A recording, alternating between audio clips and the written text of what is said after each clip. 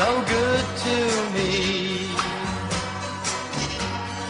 Monday morning, it was all I hoped it would be. Oh, Monday morning, couldn't guarantee that Monday evening you would still be here with me. Monday, can't trust that day. Monday, sometimes it just turns out that way. Oh, Monday morning, you gave me no warning of what was to be. Oh, Monday, how could you leave and not take me? Every other day of the week is fine, yeah. But whenever Monday comes, you can find me crying all of the time. Monday, so good to me. Monday morning, it was all I hoped it would be. But Monday morning couldn't guarantee that Monday evening you would still be here with me. Every other day of the week is fine, yeah. But whenever Monday comes, you can find me crying all of the time.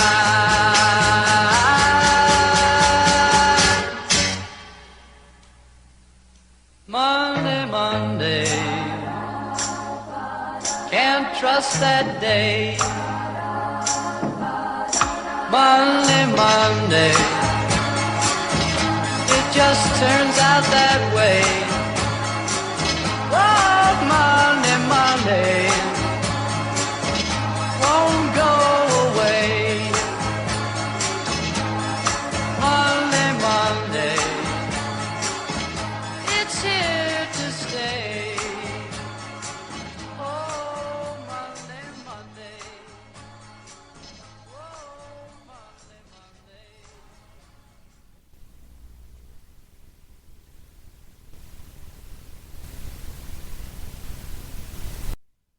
Hello? Debbie, the song stopped. Oh, sorry. Hey, Monday night here on the Debbie Daily Radio broadcast. I'm working on all these new things to do on this show, and I just haven't got them all ready yet. You know what I mean? I'm still recording. Stop. I have all these drops I'm trying to figure out, but I haven't got them ready yet. Who's down there? It's me, Matilda. Matilda Blankets. Hey, Debbie, what's the weirdest video you've ever seen on the internet? I mean, like in fucked up. Gosh, I don't know. There's so many of them. I've seen beheading videos, people getting set on fire videos, all kinds of weird shit. Why do you ask? Because I saw a video today that was girl gets swallowed alive by hippo. Was it hippo? Yeah, hippo. You want to talk about some messed up stuff. Whoa. It was wild. I won't be seeing that anytime soon. Thank you very much, Matilda. What in the world would make you look at something like that? I mean, why would you be drawn to that? Oh, Goose sent it to me. Wild Goose. You still talk to Wild Goose? Yeah, why? What's wrong with Goose? Nothing. Nothing for me. So while Matilda gets everything in order down there, or over there, wherever she's at, I will, I'm going to see if I can get some of these drops off of here that I made. What is this one? I'm trying to make some drops for my audio. You know what I mean, Jelly Bean? Let's see what we have first. Let me see what we got coming up here. KFC, where they discovered the new KFC. Oh, yeah, KFC. KFC. I don't want that one yet. Something we're kind of working on, if you know what I mean. Where's the rest of them? What are these? Monday, Monday. Well, I hit that off. It's too far away.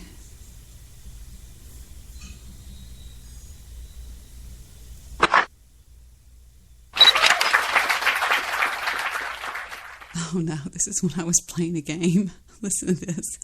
It goes on forever. Right in the middle of looking for drops. I just decided to play a game on my game site. I'm dominating this game. I'm totally dominating this game. That's Annieing up. It's a new game. That's dealing my cards out. I know that's kind of messed up. Let me see what all I got. I think I got some cute stuff. And then I ended up winning. I think, are these the drops I got? They look too long. That looks too long too. I think this is where they start. Not sure. We'll check it out and see. Is it all over, Rock? I guess so. I didn't think it'd be like this. Now, for all of you out there who need to know a little bit more about a little bit less, here he is, Mr. Know-It-All. Mr. Know-It-All. I like Rocky and Bullwinkle sound effects. I think they're cute.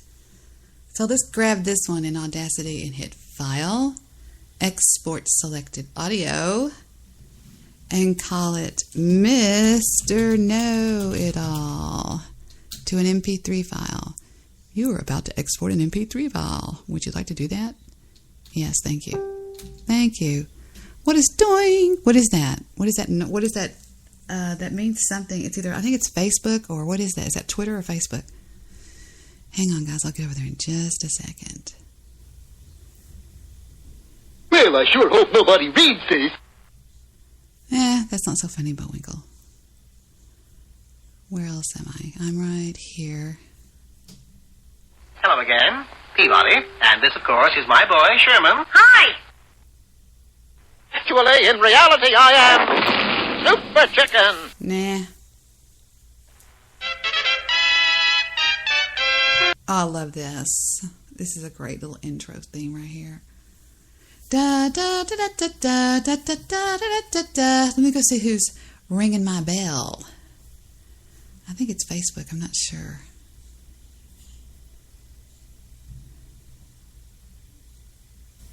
Chris. Who's Chris? Chris accepted your friend request. Oh, Chris Ranson. Yeah, that's what it is, I guess. What is that thing? I don't understand what that means. Andy Apocalypse Brown. Bowen commented on your Spreaker thingy.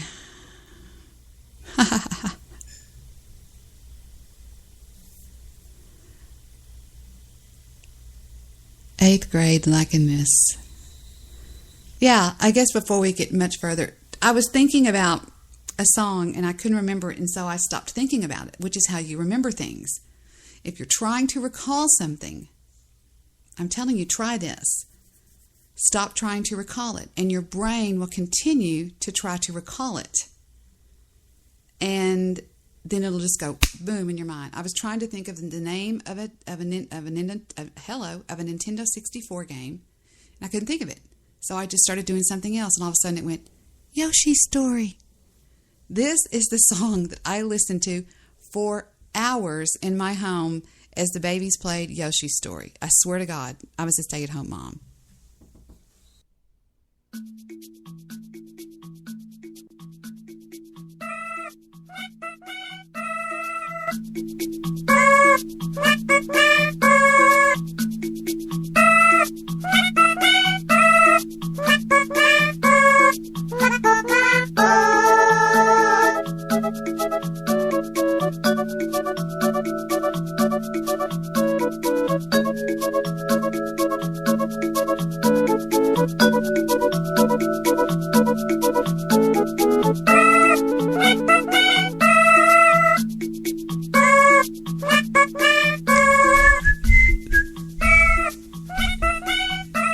And it plays the whole time they're playing. It never stops playing. And my little angel babies would be back there playing that game. And I just loved them so much. Oh, I wish they were little again. I hate that they're all big and yucky and mean and old and growing up and all that stuff. I hate that. Stay little babies. Stay little babies. Let's see, we have some new stuff to talk about today. Okay. First thing we'll talk about, and we'll get the drama out of the way, right? I want an intro. I want to work on my thingy poppers. Hey, y'all, I didn't even play an intro song, did I? No, I did. I played Monday, but I want to put something on the board so that I can go, and I won't play a song because Spreaker will freak out. I'll put on something that talks, some talking, and I can go and do my things real quick. I'm pretty fast.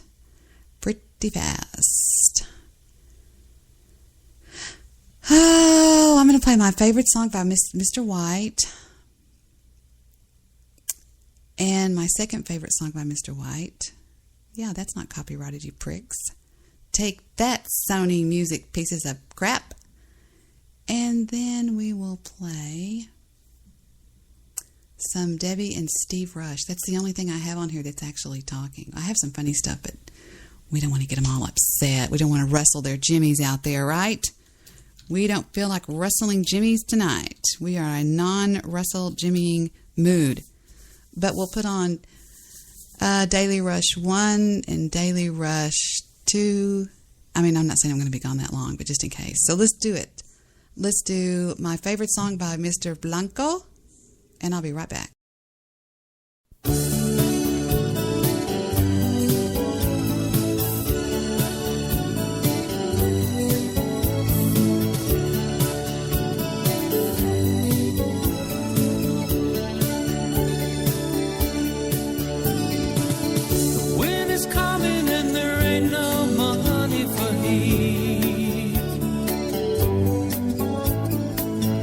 Cars are running, but the muffler's dragging the street. Let's go south where it's warm.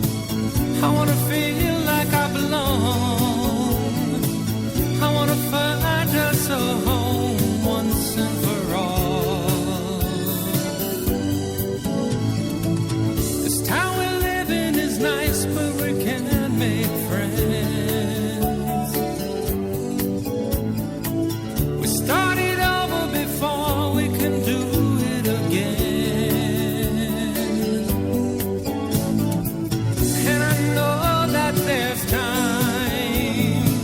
Do what we want to do. And I promise you this, I'll get us through.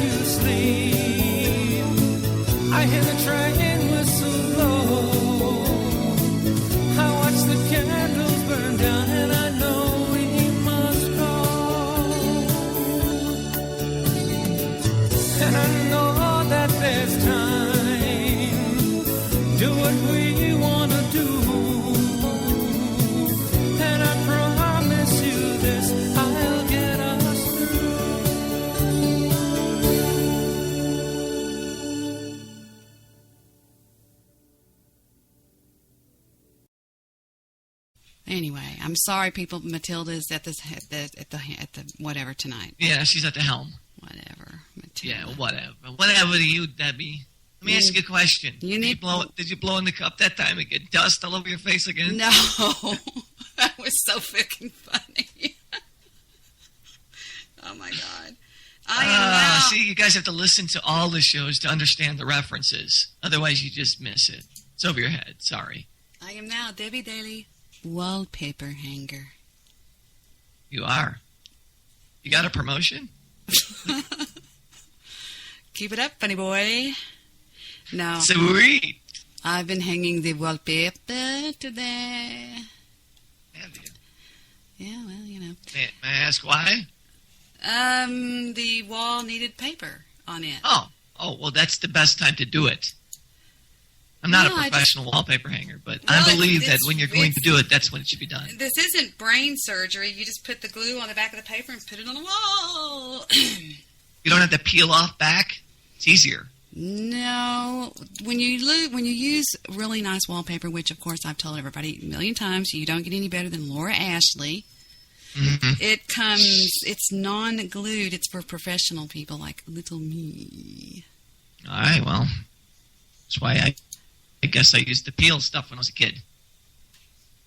That's like it has the adhesive on the back, and you just No, I don't think bring it so. through the water. I don't think so. No. What you do is it's got some of it. The cheaper kind of wallpaper has dried glue already on the back of it, and you just wet the paper, which wets the glue. Which why not just put on fresh glue, right? I guess. I don't know. I've never had expensive wallpaper. Well, I paint everything. I don't know. Everything in my house is painted. So have you ever seen a house that's almost all wallpaper? It is gorgeous. Yeah. There's some old Victorian houses that I've been in that Bingo. have that. It's absolutely amazing looking. Yeah. Bingo, shingo. That's right. If you want to see what the interior of my house looks like, with as far as colors and papers, go look at the house that was in the original movie called Home Alone. I mean, it's almost picture, identical. Not the house, but the colors, the wallpapers, the everything. Do what?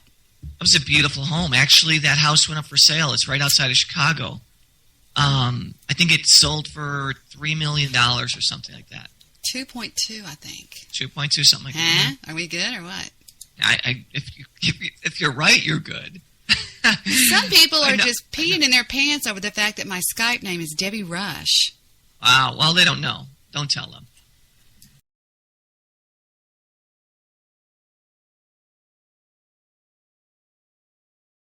The show that I did last night is going to probably hit 600 listens before it's been off the air for 48 hours. Yeah, that's amazing. It's a fantastic show. Fantastic show. I was just winging it. I just flipped on the mic and went with what came to my head. Yeah, it worked really, really, really well. I was listening at work and. Really? Yeah, absolutely. And a couple of my friends were like, "Wow, it's really, really good." Really? Like they were like they're into it. They're always into it. Like when I leave it on. Mm-hmm. If it's not on, they're wondering what's wrong. I'm like, well, she's not on tonight. Where'd she go? Because there's nothing else to listen to, worthy of listening to, I should say. So, Aww. Yeah, really good job. I can almost agree with you on that. Almost. Well, except, I've been taking Victor's advice, and I have been listening to the bigger podcasters out there, like Adam Carolla, and of course my dear friend Phil Hendry, and just going beyond the people here on Spreaker that, I can't really say, I bet you there are 10 people here on Spreaker that I have met that I would have over to my house probably, Yeah, 10's a big number. Yeah, that is a big number. That is a really big number. I think when you boil it down, maybe it'd be 5 to 7 people, possibly. If you boil it down. Yeah. Yeah, you could be right. 10 is being quite generous. You know what I just realized? This is a perfect example, this audio that we're listening to while I'm over here doing this stuff. This is a perfect example of how I sound when I don't feel well. I can tell that I feel like absolute dog shit talking to Steve. 10 is being quite generous. You are right. I think Getty Lee's calling in. Hold on line 5. Getty Lee, is that you? You keep slapping that bass. You know, he's always telling us that. I don't even have a bass. Do I have a bass? Do you have a bass? I have a bass. You have a ukulele. I wish we could get him to say, you keep slapping that ukulele. Well, if you've ever heard me tired, you're hearing me tired tonight.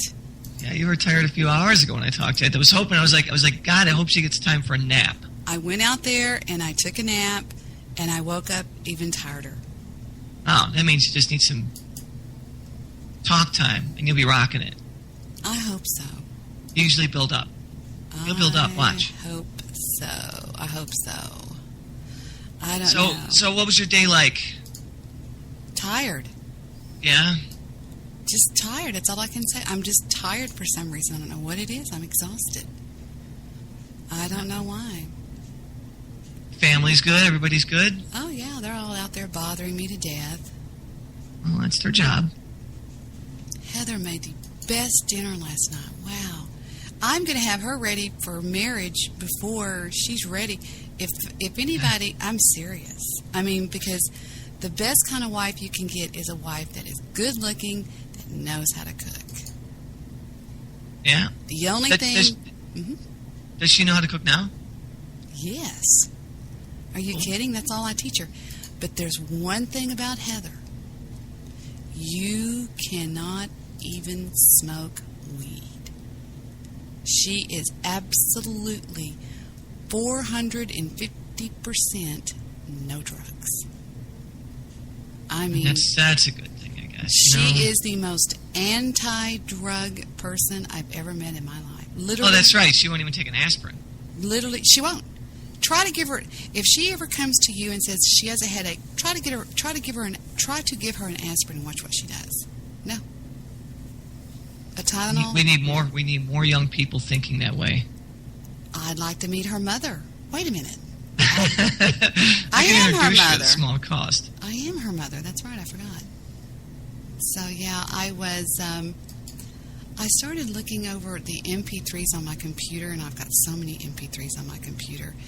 And of course, our producer is at work tonight. Chuck.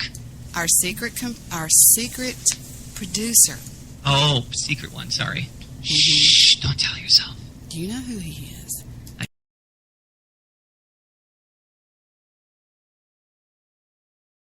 Oops, I'm here. I was just over here clicking around and working on these drops I was doing.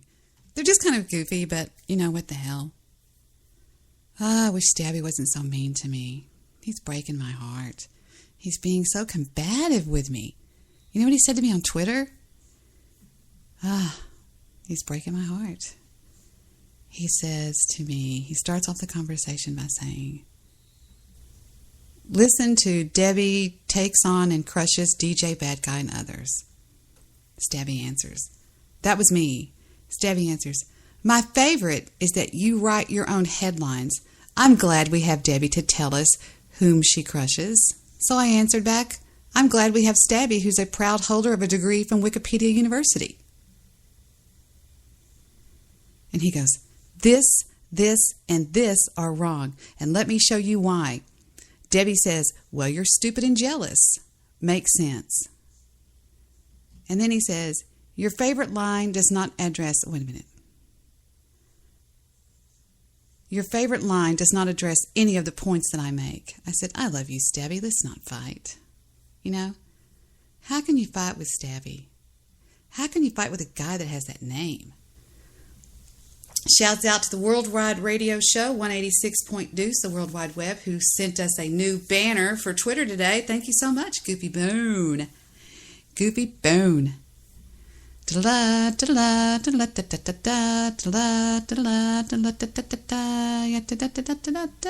I'm sorry, I was doing that one. I was doing these stupid little drops. But they're just goofy and stuff. This is Dudley Do Right of the Mountie. No, it's not. Shut up. Stop. Oh, my God, you're making me nuts. Hold on, I think I already did this one. You know what else you can do? Go watch Monday Night Football? I'll keep you updated on the score. You know what I mean? Yeah, it's kind of stupid. I mean, it's not stupid, but what, I don't know. Whatever. What is this one? Forget it. I'm not going to sit here and take Oh, guess what I found today? Remember the other day when I was telling you that I think the funniest clip of Ghost is when my friend called in as Note Party? And he absolutely went batshit crazy. If you got Ghost to rage quit, that was major. That was a big deal.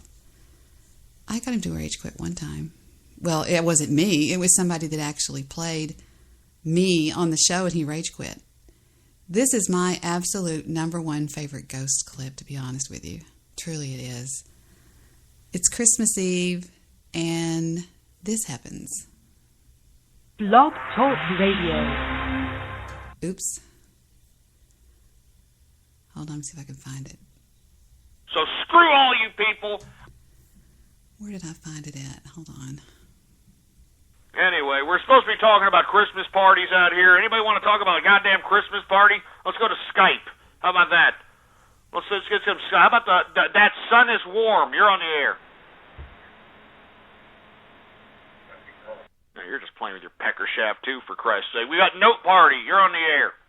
Hello, Ghost. Ah, Jesus Christ. Here we go with this trans-testicle. Well, what the hell do you want? I love parties, especially note parties. Note party? What the hell's a note party? It's where you take notes in a party. Are you serious? That's that simple? It's that stupid? It's not stupid. It's fun. Just like watching My Little Pony Friendship is Magic. Oh, man, you're starting to crackle a little bit into that trans-testicle voice. Are you sure that testosterone ain't coming back into your system there? No, I've just been talking all day, that's how. Are you sure? It sounds like that manly testosterone starting to come back in there. Are you sure you're not taking enough? But maybe you need to up the dosage on the feminine pills. Did I stutter, Hambone? Now shut up your ass, you trans-testicle! Don't dare call me a hambone! You're a trans-testicle, for Christ's sake! You're calling me a freaking hambone!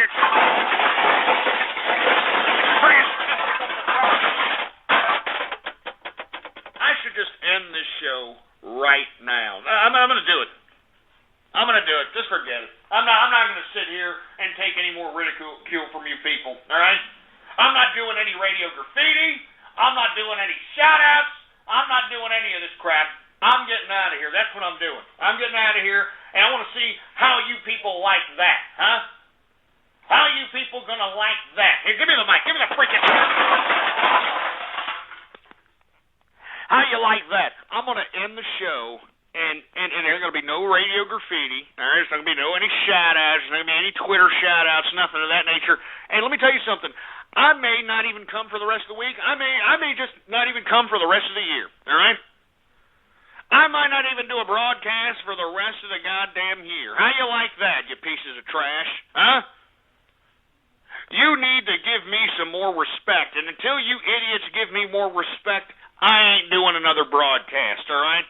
So all you people that are out here wanting to hear radio graffiti, all of you people that actually want to hear some true capitalist commentary, all of you people that appreciate the broadcast, you can thank these troll terrorists, you can thank these cyber vermin for ruining the show, all right? They turned today's broadcast into Fruit Bowl Wednesday, and I'm not going to sit here and allow them to continue to do it. Do you understand that? I'm not going to allow them to continue to do it. My show is serious business, all right? And let me tell you something else. We're going to make some changes on this show. That's right. We're going to make some changes on this show.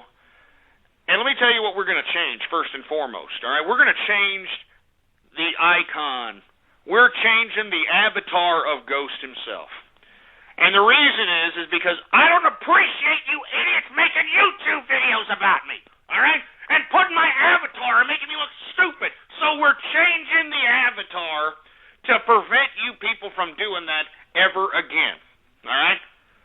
We're going to make it very difficult for you people to do this because I don't appreciate being made to look like a jag-off, all right, first and foremost. All right? Secondly, I don't know if I'm going to do this show as frequently as I did it because you want to know why? You people are ungrateful pricks, all right? You're jerk dicks, all right? And thirdly, if I do a show, well, then follow me on Twitter, all right? Ghost Politics is the name to follow, all right? Ghost Politics, and maybe, just maybe, you'll be lucky when I'm in a good mood, I'll get up on here and do another broadcast. But until then, I'm not going to let you idiots do this to me, all right? I'm not going to let you idiots besmirch my show. I'm not going to let you idiots besmirch me, for Christ's sake.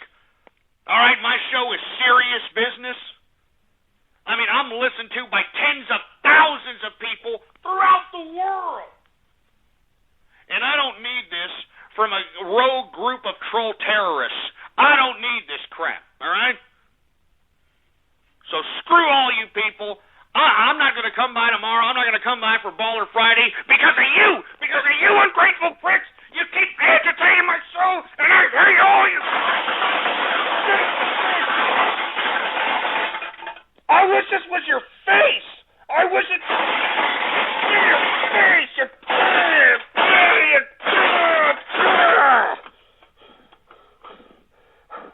I wish this was your goddamn face. I wish that was your goddamn troll terrorist cyber vermin face. I'm getting out of here. Get me out of here, engineer. I'm not going to sit here and do a goddamn show for these ungrateful pricks. Get me out of here. You've been listening to True Capitalist Radio. The thoughts, views, ideas, comments, and opinions of the host of this show are absolutely his. There you have it, my favorite ghost. One of my favorite ghost moments. There's many favorite ghost moments. A lot of them were when I actually called in. Actually, there's only 2 of them when I called in that were pretty funny. And so tonight I'm bringing you it's a special night. It is a special night. Wait a minute. Attention! Smedley the elephant. I couldn't find my dog bite. I think I found it somewhere over here. Let me see if this is it. That's it. That's my dog bite. I don't know why I think that dog bite is funny. That's Fufu. Where'd you go, Fufu? Now I lost her already. Hold on. I went too fast. Here she is, I think. Let me see if this is her. I think she needs to be slowed down. What do you think? No, that sounds like a burp. A Phillip. So does that. So what I need to do is not change the speed, but just the tempo. The tempo does not change the actual pitch of the sound. It just slows it down. Now, if I could do that again and do it correctly, maybe it would work. How about that, doo-doo head? Yeah, I'm tired. And I know why. And I don't care. I'm just tired. I'm tired. Tired of playing the game. Ain't it a friggin' shame? I think this slowed it down.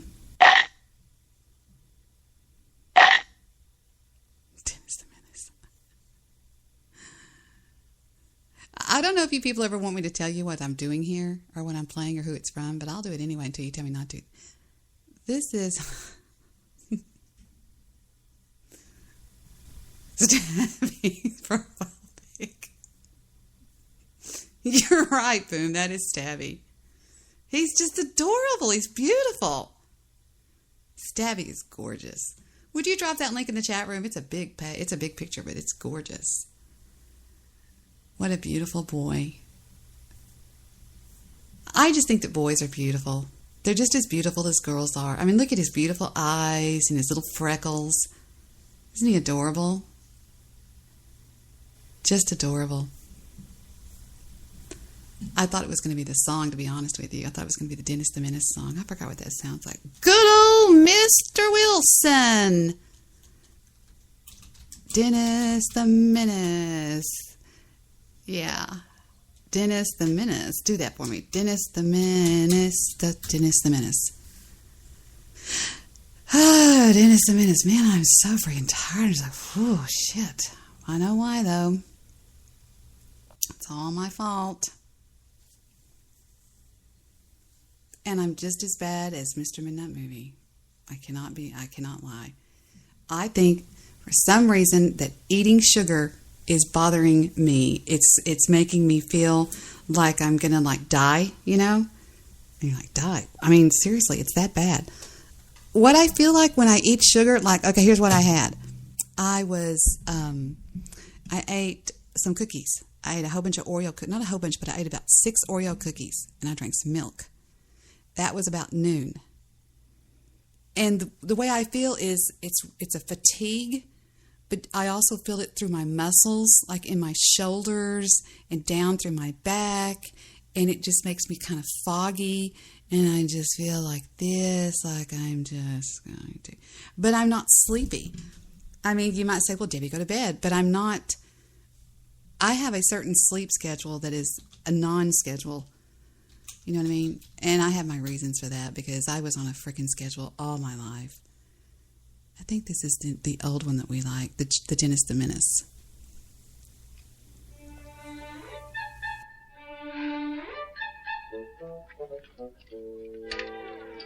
Come on, Dennis. I'm in the bathroom. Well, come on. Maybe I'll try. Shame me. Dennis, come here this instant.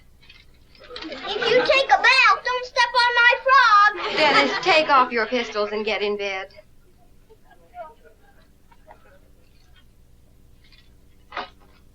Why don't we go down and have a bologna sandwich? Dennis, get in bed. Okay. Thank goodness. Mom, how come you always say thank goodness instead of good night?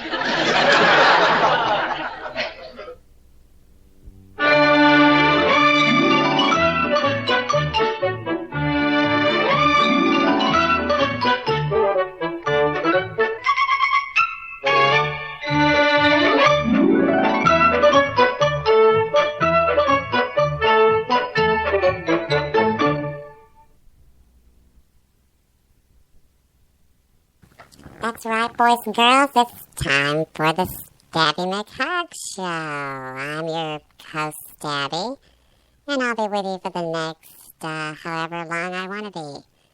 Can we play my intro again, please? So just sit back and relax, and on with the show. I'm Stabby McHuggs. Alright, welcome to the Stabby McHugg Show. I am your host, Stabby, coming to you live from the northern part of the Indian Ocean. And tonight, we are going to address and tell the story of none other than, are you ready for this, people? DJ Bad Guy. That's right. DJ Bad Guy. DJ Bad Guy was born in Alabama in a small rural town in the year 1927. He was born to a black family, and DJ Bad Guy had to grow up quick and fast. He learned how to steal. Listen to me breathe. Listen. Doesn't that sound weird? That does sound weird. Wait, stop everything. Who else is there? Who else is in the satellite studio across town? Why do you want to know? Because I can't stand this freaking voice. Maybe I can't stand your freaking voice. What a bitch. All right, this is not Stabby. This is not Stabby McHuggs. Hold on. She caught me. Would you go out and get Stabby? Knock on the door. Stabby! Stabby! Get Stabby. Stabby, come in here. Debbie's on the fucking show. I suggest you get in here now. He said no. Hold on, here he comes. Fuck, he's pissed off. Give me the fucking mic. Hi guys, it's me, Stabby. Stabby. Stabatheta. Staborama. Stabosaurus. Alright. So getting back to my story. The story of DJ Bad Guy. Just gonna have to wing this because I'm going off memory. DJ Bad Guy was born to a black family in Alabama in the year 1927. He grew up strong and he grew up lean. His fists got hard and his wrists got clean, and he roamed from town to town to hide his shame. What song was that? It's a boy named Sue, Stabby. Yeah, that's right, the boy named Sue. And so he didn't go to school. He homeschooled for a while under Angela Truth. And when DJ Bad Guy learned how to say his ABCs and count to 10, they said, screw it, just get rid of him. So he left home when he was 16 years old. He had nothing but a knapsack on the end of a stick so that he could carry it over his shoulder. He had one pair of shoes and his little overalls, and he had his little blonde hair. But he was already, at the age of 16, he was 6'5". They called him Lurch. Or a lot of the people say, hey, what's the weather like up there? All right, Stabby, can you leave off the remarks? You know, we don't want to rustle jimmies. I'm not doing this. I'm not doing this. If Davey's going to tell me how to do it, that's bullshit. No, I'm not. Nope. Debbie, are you just going to sit there all night and tell me what to do and say? Stabby, can I see you in the... Well, I guess I can't do that. I need you to calm down. Just tell the story. I don't know the fucking story, Debbie. Can you just make something up? Do something. Don't just sit here, because I don't have my headphones on. I don't even know if I'm coming out over the podcast right now. Just do something. All right, I can do something. Damn sure can. I can do a lot of stuff, bitch. You know, she thinks that just because we work for her that we're supposed to just bend over and kiss her ass, right? Well, if she doesn't have the headphones on, she can't hear this, right? I'm Stabby fucking McHugs, and I'll do what I want to do in this piece of shit. Damn straight I will. Fuck her.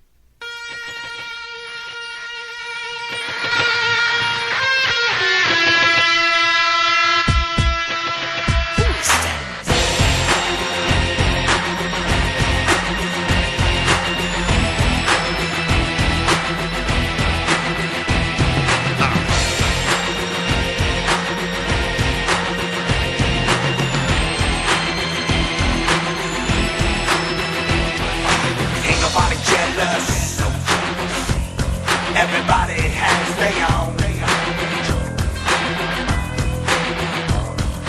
Nobody's locked up. Everybody is free to roam. Wow.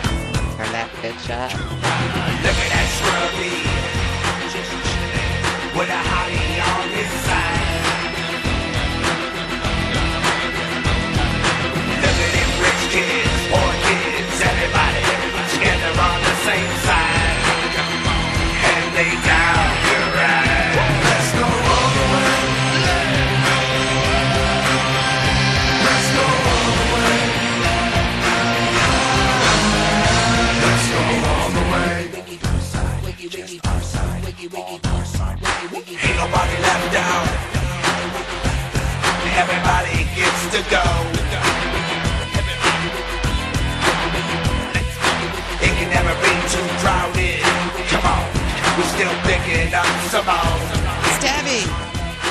Debbie! Debbie! God damn it. What? What the fuck? What do you want? Killed it, Tyrone. What do you fucking want?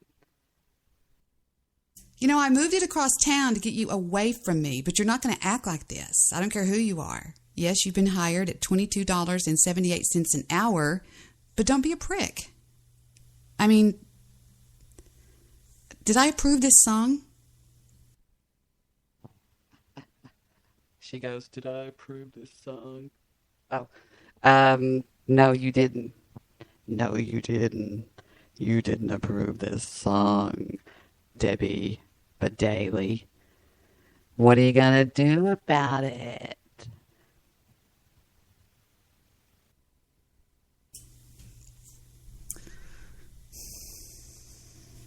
I don't know.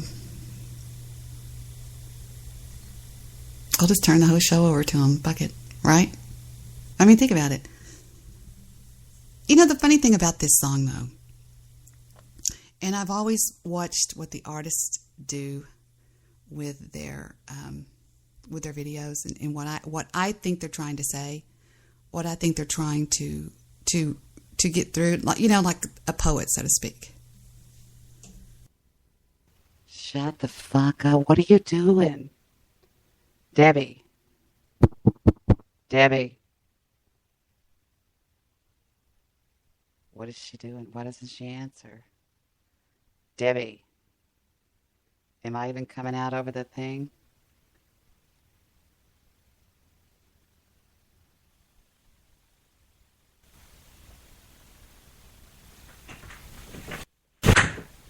Give me the fucking mic. Fuck's Debbie. God damn it. Debbie, are you there? It's me, Tyrone. Tyrone, what's going on? What's up? Are you okay with this? We got me, Matilda, Stabby, we got Blame, we got Eunice. We got 6 people sitting in the other room just sitting there going like this.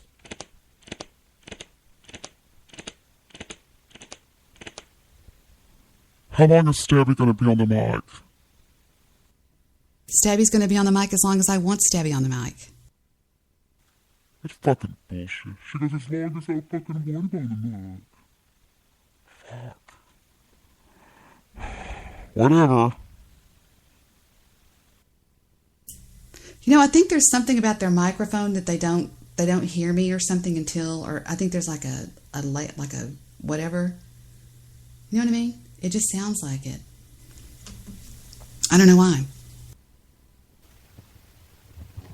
I told you. Fuck you. I've always been her fucking favorite. Somebody bring me a beer. Beer and my little bag out there, my little Ziploc bag that's brown. Thank you. Right there. Right. No. Next. Yeah, right there. Great. Thank you. What do you mean? What do you mean the mic's on? Oh, shit. Thank you. I can't talk over you. It's going to come out ridiculous if you don't stop doing that. But what I was talking about, if I might add what I think about it, is this was probably one of the most popular songs that ICP ever did. This was back when I really liked them. This is an old song of theirs, probably one of their first hits, actually. Well, maybe not their first hit, but it's a pretty old song. My point is that in this song, and I've always tried to get kids to go beyond just, you know, I've tried to get them to really get into the meaning of a song. Because I think when a poet writes it, you know, when somebody writes a song, I mean, they can just write something stupid, but I think this one has meaning. I think what a Violent J is trying to say in this song, I mean, I know he didn't write the song. It's an old song that he picked up from somebody else, I believe. I'm pretty sure. Is every one of us, and I'm just going to use the example of a troll. Everybody has a troll inside them. Okay? Everybody possesses the ability to be a jerk, laugh at somebody's demise, Russell Jimmys on purpose. But some of us, some of you, I'm getting less and less, control it more. You know what I'm saying? Maybe some of us had it, smacked out of us when we were little. Maybe we were told over and over and over and over, don't act like that. Be nice. Maybe there's something in our C drive or something. You know what I mean? Because in the video, he shows the perfect little prom girl getting ready to go to prom. She looks all pretty, but when she raises her dress up, she's got on black underwear with a skull on the front. Okay, do you see where I'm going here? And then he shows the goody two shoes. He says, look at that scrubby with a hottie by his side. I mean, what he's saying is everybody can do this. I mean, everybody can be everybody is what I'm saying. I think we all possess that. I'm no better than anybody else that I talk about. And just some people hold it back. Because how many of you would love to look at, how many of you, I'll tell you something, okay. I was out with my girlfriend one night, right? We were out drinking and having a blast. Kim. One of these days I'm going to get Kim on the show. And we were leaving a bar over off of Interstate 35 and Regal Row. It was a bar that was up on top of this hotel. It was actually not really a bar, but it was just a place where we went and met some people. And everybody got polluted drunk, okay? And we had a car. We were driving home with, I think we took a taxi or something. And we leave. We get in the car, close the door. Bye, see you later. And standing up on these steps, like there was probably 16 steps, is a friend of ours who had been drinking Mai Tais all night. And I get out of the car and I run over there to give him a hug. I said, bye. We're all messed up. Everybody's on party favors and stuff. Jump in the car and I go, bye. And he goes, and right when I hugged him, he goes, I think I had too many of those Matas. He said, Matas. I'll never forget that. And I said, oh, you'll be all right. And I said, just wait for your car, And as me and Kim lean over and wave goodbye, he falls down the steps. I'm talking. Well, I go, oh, crap. Did you see that? Randy fell down the steps. So we jump out of the car and he's like, I'm okay. And I suppose he didn't hear it or something. He didn't hear it. I looked at the word hear. I suppose he didn't feel it or whatever until the next day. And picks up the phone and calls me the next day. And he says, hey, Debbie, it's me, Randy. And I'm like, hey, how you doing? Oh, man, my whole body hurts. I said, you fell down the steps. He goes, I did what? I said, you fell down the steps last night. He goes, are you kidding me? Goes to the doctor. He fractured 2 bones in his neck. He fractured his something thoracic spine or something like that. He was all screwed up. I think after that he got messed up on drugs. But, getting back to this, I think everybody possesses that in them. I do. And I'm really beginning to get it. And I'm serious when I say this. When Goose says something ugly, it's funny.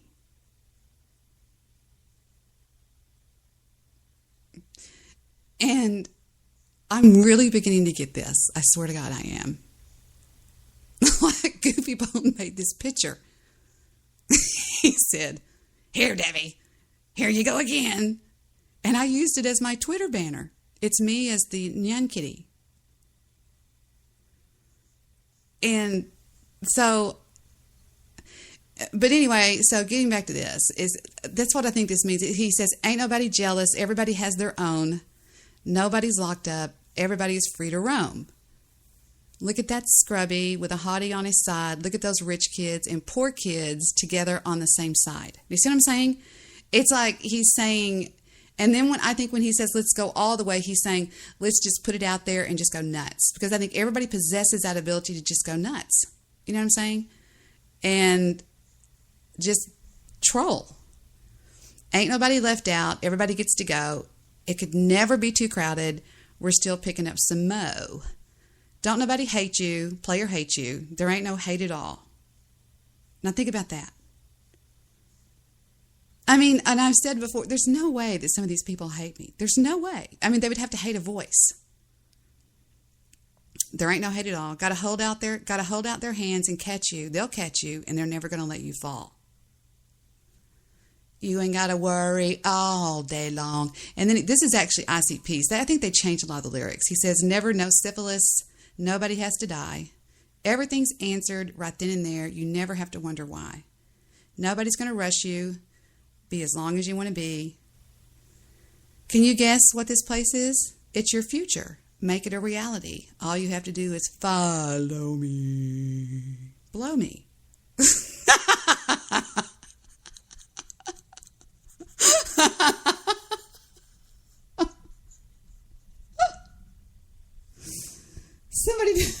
Somebody just sent me a meme. It's a GIF of this guy just sitting there laughing. Fuck you. Fuck you. Oh, shit. What? Stop. I'm not kidding. Don't. Stop showing me that. Stop it. Stop it. I know there's more ICP songs, and they're very popular, but Stabby's an asshole, and he won't talk to me anymore. He just hates my guts. Ouch. Did you just say what I think you said? What do you mean Stabby hates your guts? Well, you just act like you hate my guts. Do you hate my guts? What did the fucking song say? What did it say? I don't think this is Stabby. Yeah, it is. It says, don't nobody hate you, player hates you. There ain't no hate at all. What the fuck is this? I think this is that weird one. Hold on. We're checking the microphones. Checking the microphones. All right, give me a mic check. Mic check. There I am. What the hell? What'd they do to my mic? I don't know. Now that they know the words, now that they know what I'm talking about, just play the fucking song again. And then maybe Stabby will tell us a really good, new, popular ICP. I've got their new CD, but I don't know what I think Steven took it. I can't find it. Well, let's go all the way. And this has just got a good beat. It's got a nice video. In fact, I'll drop this into my happy, happy chat room full of happy, happy chatters and happy, happy people talking happy, happy thoughts, right? Here we go. Thank you. Ready? Let's all hit it in 1, 2, 3. 3.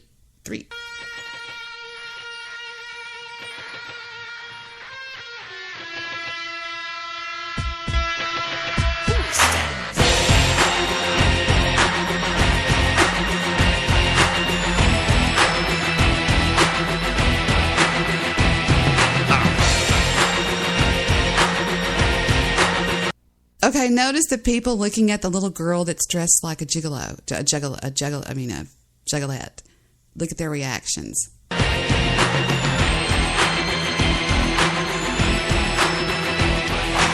nobody jealous. Everybody has their own. Nobody's locked up. Everybody is free to roam. Look at that scrubby, just chillin' with a hottie on his side. Look at them rich kids, poor kids, everybody together on the same side. And they down to ride. Let's go all the way. Okay, you'll see the sports guys beating up their trophies like, fuck this, man, I don't want to be this. He's telling you to be who you are. Let's go all the way.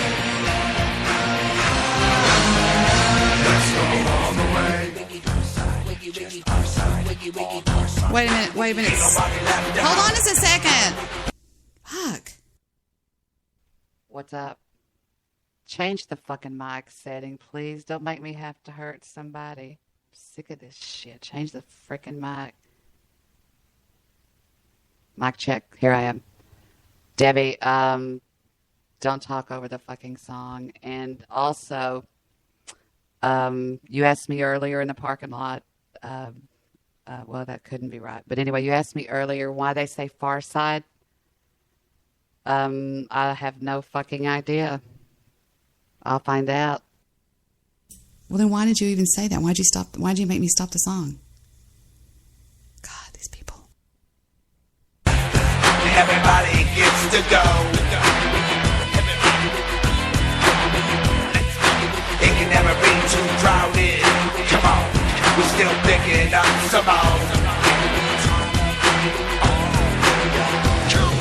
Don't nobody hate you, player hate you. The rain don't hate at all. Gotta put your hands here to catch you, 'cause they'll catch you if they never will let you fall. You ain't gotta worry, y'all. Let's go all the way. Let's go all the way. Let's go all the way.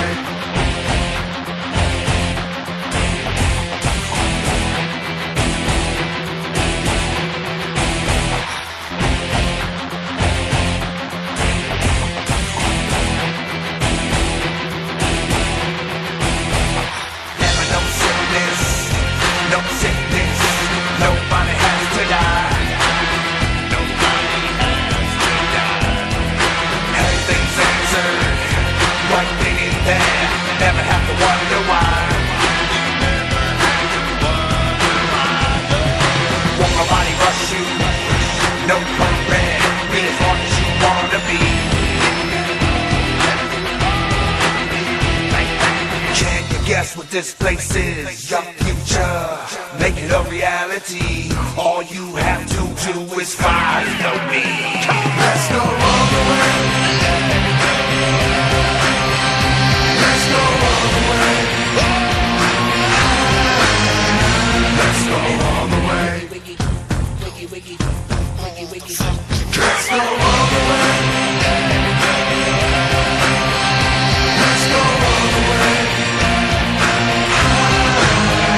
Let's go all the way. I think all I can find out is it has something to do with, looks like it might be somebody that doesn't like the Juggalos. I don't know.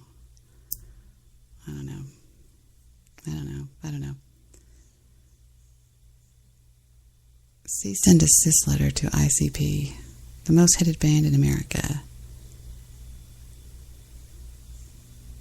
I don't know. That's a good question. I don't see why they're the most hated band. I think they're cool guys. I mean, why would somebody hate them? Because they put clown paint on? Well, why wouldn't you hate Slipknot? Why wouldn't you hate a lot of people? Why wouldn't you hate Rammstein? Now, that's a badass band. Rammstein. They don't do that many songs that I like, but they do a couple of songs like Rammstein. Aren't they from Germany or something, or Russia or somebody? They do some really good stuff. Yeah. The one I like is, I guess one of my favorites is, where is it? This one I like is Okay. We're all living in America, America, it's wunderbar. We're all living in America, America, America. We're all living in America, America, it's wunderbar. We're all living in America, America, America.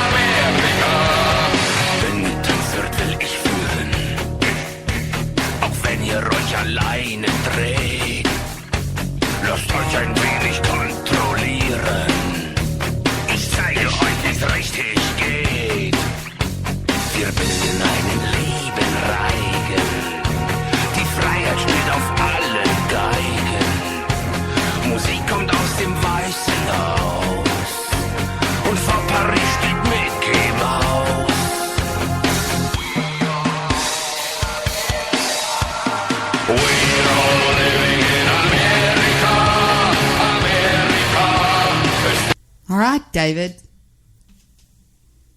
All right, David. David wants to hear one called Du hast.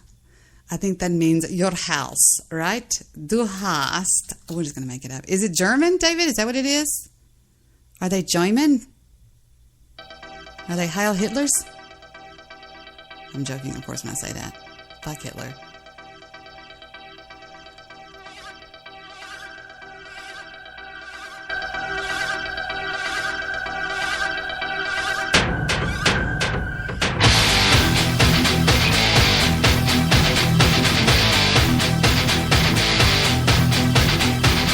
That is the tightest sound. I'm telling you, listen to how tight those guitars are in that drum. Listen how you can tell they've been practicing. They're just so tight and so together.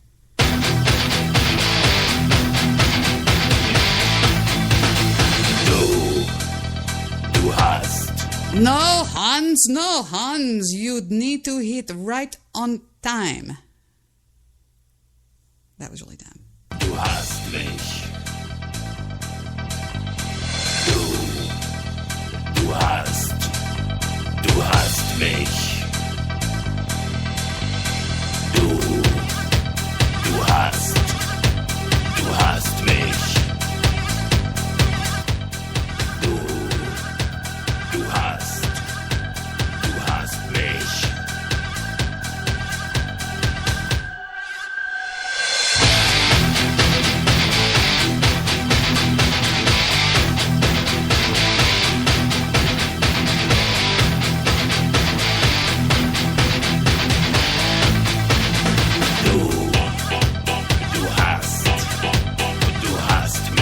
Wait a minute, stop. I put Du hast me in the translator. Oh, no wonder it's Spanish. Translate from German. You have me. You have me. You have me.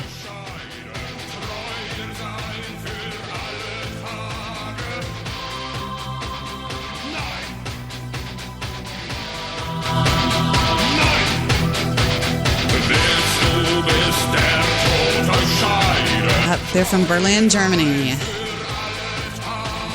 They've been banned in many countries.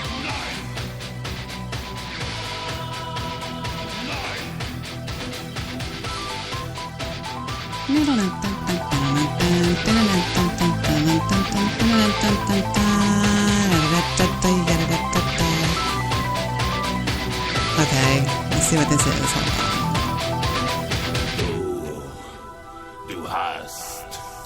Du hast mich. Oh, this looks good. Du hast As requested by the man himself.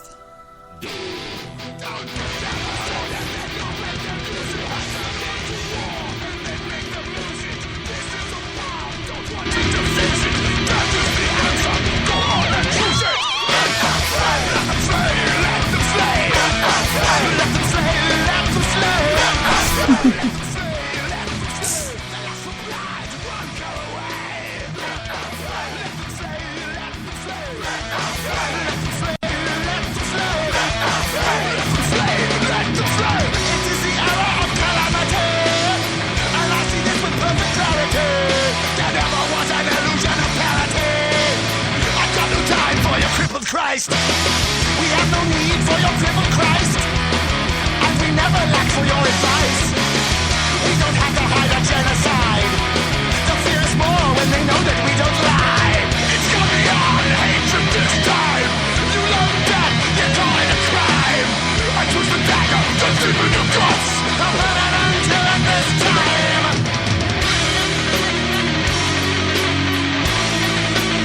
There's something wrong with Stabby. Take a look at this video and tell me there's not some... Stop! Look at this video and tell me there's nothing wrong with Stabby. Just look at it. It looks like your worst nightmare.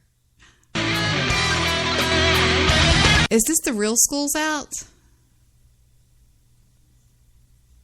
No way. Sorry to interrupt your song, but that's what I do. Even I do that at parties at my house. They'll go, Debbie, why'd you turn it off? Because I found something else. Blame it on my ADD. My ADD.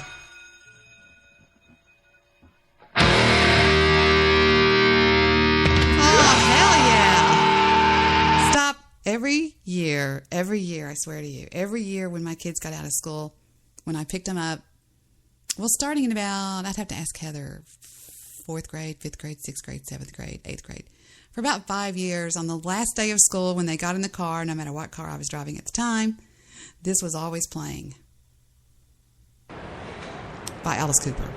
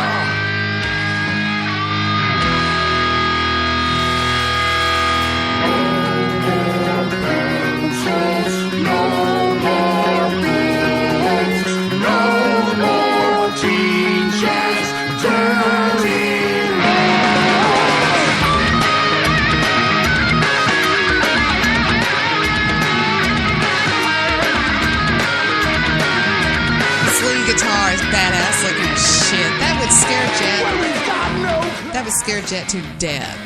We've got no principles, and we've got no metal detectors. We can't even smoke in the parking lot.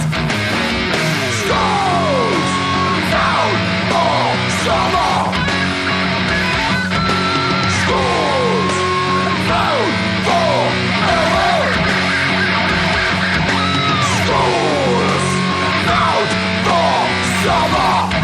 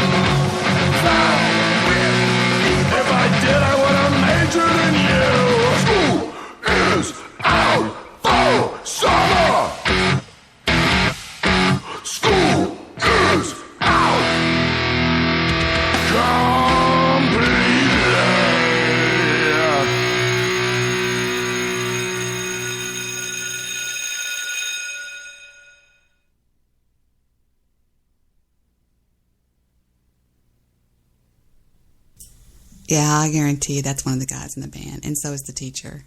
That guy is the one that plays rhythm guitar, no, bass, and the teacher's the one that plays lead, I bet.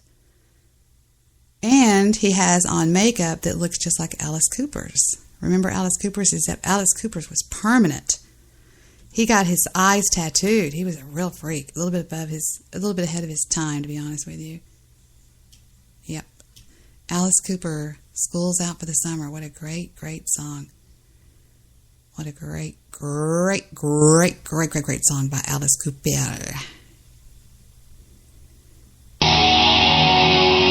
Live from Dallas, Texas. School's Out for Summer.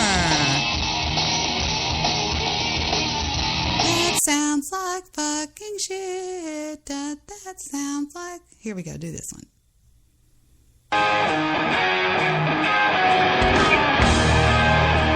This is also live.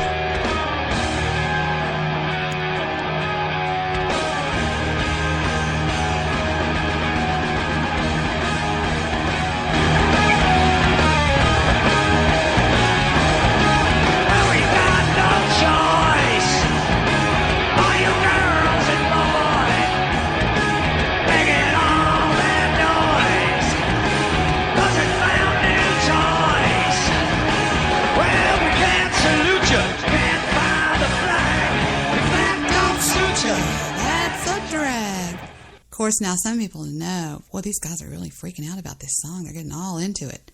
My favorite song by Alice Cooper is a really weird song. I know I'm just all over the place tonight, but, whatever.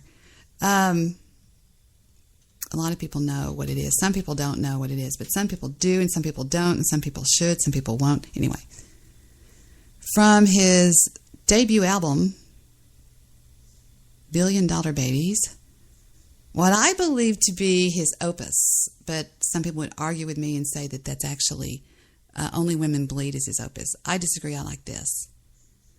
I fell in love with this in college. Yes, in 1973, I was in fucking college. No, I worked at a classic rock station, you idiots. What did I try to tell you earlier? Don't besmirch my broadcast.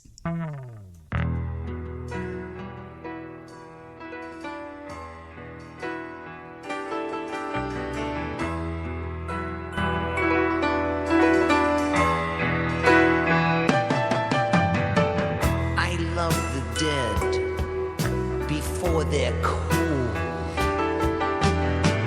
The bluing flesh for me to hold.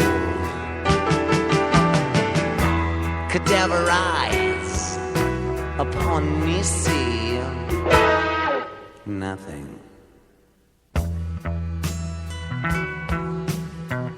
I'll be addressing something that Apocalypse tweeted earlier, or said something earlier. Then we'll get on with the Guy Shea story after this beautiful piece of music. I love the dead before they rise. No farewells, no goodbyes. I never even knew your now rotting face. I know it's about necrophilia, but what do you want me to do? It's nice. It's a beautiful tune. Maybe we should change the words. One time I was listening to this. I was really stoned, I think. I don't remember. I was in high school. No, I was in college. That's right. Because I remember this on the Texas Tech campus, walking around and listening to this during going from class to class. Because when you went to Tech, it was like a mile-long walk from psychology to math, or from math to, history. It was just like a mile-long walk. And I remember this. And I remember thinking, why don't we let him say, I love the Deb? No. All right. Shut up, Debbie.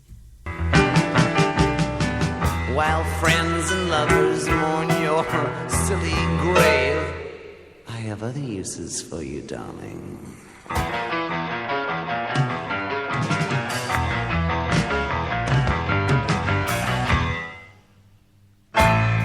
La la la la la la la.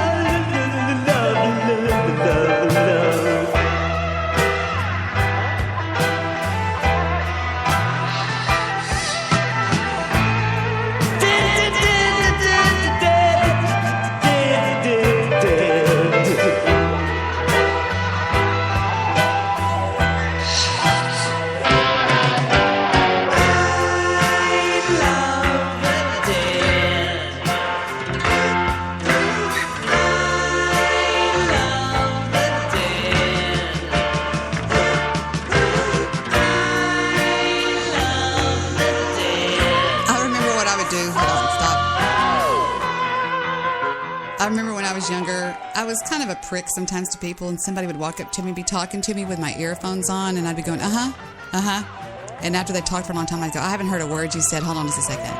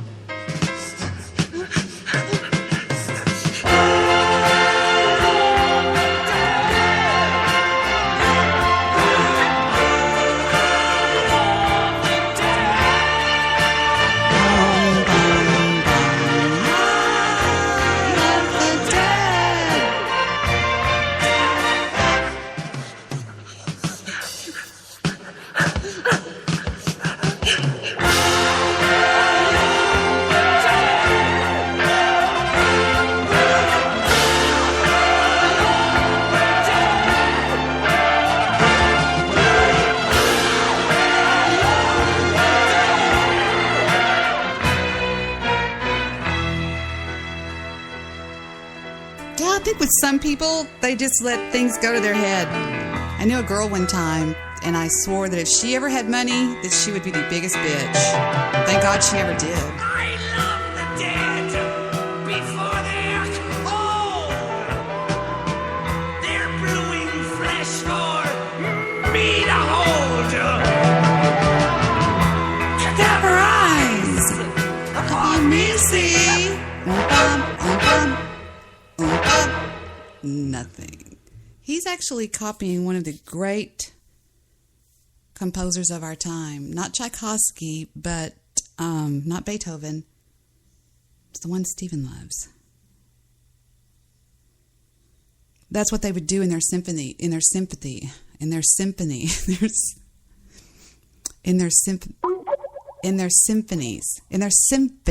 symphonies. Like, for example, not Tchaikovsky, but who is it that does the surprise symphonies? Will wake you up.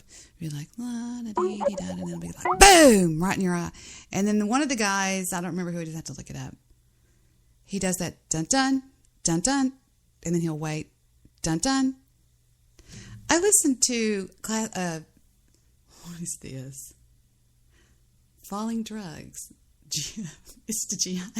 You're so stupid. I love Jewish producer. I love the Jew. I do. Shut up, JP. No, I have to make a big correction on last night's show to JP.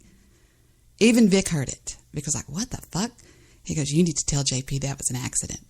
It wasn't an accident. It was wording that came out wrong, and I will show you what happened. All right? Really? I just barely saw the chat room, and I saw somebody said I got to meet him after a show. You got to meet Alice Cooper? Was like, hey, man, what's going on? Cool. They say he was way ahead of his time. I'm going to take my time to find this piece of shit. I was talking to JP, Mr. Midnight Movie. Yeah. Yes. There you go. Basically, yeah. You said, Mom, it's easy. It's a simple mathematic equation. Guy comes into your life. You're that fucked up, you know? no wonder why you want people to stay away from your show. I said to him, JP, you were on the call. You were on the call. Meaning, you heard what a jerk they were being, right? And then I said, he was being an asshole.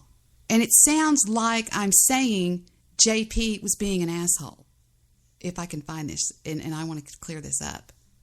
If they say stuff like that about you, you don't need to put up with that abuse. Are you there, Mr. Midnight Movie? I'm here. I'm listening. Well, did you have anything to add or anything? Or? Well, I was like, well, I didn't hear, like... I know. Go ahead. No, if I would have heard, like I said, I didn't, but yeah, someone called, I've never called you a cunt. Well, I never said that you called me a cunt. No. But, him to say, and for Debbie to pay $40 a month, he knows I don't pay for Spreaker. Spreaker's paid for till 2023 by iHeartRadio. I mean, just real shitty stuff, just real down. I thought, what the hell did I do to you, you piece of shit? Here's what it is. If you want to know my real psychological take on it, I'll give it to you. Goose has got serious issues, okay? Isn't that funny? Goose has got serious issues. No, he doesn't. He's just a troll. Let me see if I can get to the part where I said that. I don't need you. I don't need anybody. I mean, I love having you here, but I don't need... I can be nice to him. I told him to get fucked. Over there, he had 15 live listens tonight. What a fucking bitch. Okay. One angry Jew, don't go there. You frick... I haven't been over there. I went over there once when I even jump on Dave. I saw something and I thought, fuck it, I'm not going over there anymore. Right. Here's the deal. Here's the way I feel about it. Shut up. Stop. Here's the way I feel about it. You have a friend online, a good friend. Really? You never heard that? I'm trying to find the son of a bitch. If I can find it, it'd make a great drop. Anyway, I'll tell you what I'm going to do. I'm going to make this funny. All right, I'm going to turn on that you have a message from that notification. We had so much fun with that one time. The guys were calling, they were saying, they were making up these stupid names. They were changing their names on Skype. Let's see. New message in current conversation. Say, you have a chat message from blank. All right. And then also do new first message in conversation. Speak text. You have a chat message. And new message in recent conversation. You have a message from. All right. Now, from now on, if you say something on Skype, I'll hear you. And I won't have to be watching you. Okay. What was I saying? What was I talking about? Oh, I forgot what I was totally talking about. Listen to my voice. I have the vocal fry. To me, the chat's more like drama chat, kind of like Facebook can be. Well, it's like when I did real radio, I never would have a chat room to watch. I mean, what the fuck? That's not what you're supposed to do. That's just where people go that get you off topic and shit. Listen, I'm so mad. And all that kind of stuff. I don't believe in bros before hoes. I believe in people with people. Boom, just for no reason. I don't believe in bros before hoes. I believe in people with people. Bullshit. I know what bros before hoes is. I'll stay away if Victor's got guys over watching the game. I'm like, I'm not even here, dude. At all. No fucking reason at all. Have you been affected by that flooding with those rains? No. I'm like, shut the fuck up, David. I'm not talking about the flood. No, I'm still talking about this, though. But it just totally... David, the next time I do, he's like, hey, fuck you, Debbie. I mean, just bitch slap I always tell Victor, what a bitch. That's why are you married to me? What are you, an idiot? What a bitch. What? Hey, Debbie, it's me, Tyrone. Is this Tyrone? Fuck, I don't know what I did here. Hold on. Where is it? Main display. We're doing another mic check here. Can you check the frickin' mic? God almighty. There I am. It's me. Okay. I'll fucking bitch slap your ass. Just smart off to me, bitch. Stop it. One time, right across your pretty little white girl face. White girl over there living in that nice house, driving that nice car. Well, fuck, I drive a nice car, but I live in the ghetto. But I live with my mom. I have to take care of my mom. My mother is, how old is my fucking mom? Let's see, 38 plus 15. My mom is, what, 63, 53? I don't fucking know. She had me when she was 15. Never met my dad. This latency is hard. Message from Dave F. Who turned that shit on? Okay, what was I saying? Oh yeah, I'll fucking bitch slap your ass. Smart off to me, Debbie. Boy, they've really gotten cocky over there in that satellite office or studio, whatever the hell. Just went all over me. I thought, well, just screw that. I mean, I've got a decision here to make. You know, I was talking to Heather. She goes, well, here's the way I've got a decision here to make. You know, it's like you're listening to yourself when you're drunk and now you're sober. You're going, what the fuck? I know that, I should have been glad that he was... Humana. He gets cut off right there. We got dropped last night 2 or 3 times. So you were added into the call for DJ Bad Guy, and maybe this is it. I don't know. So and also your show title, you're quitting Spreaker now. You're not quitting. You just said you weren't quitting Spreaker though. That was just. Yeah, I was just being facetious. Are you kidding me? You actually think I would quit over that stupid shit? No, but it does get, it is an audience grabber or something like that. I thought I'd just give them all a big scare. Y'all want to hear what Goose said on his show? He went on the air last night, and he did a. That's a good song, that Du Hast. He went on the air last night and did a weekend edition, and somebody was posting. Somebody got a temporary Facebook account, and I know it was.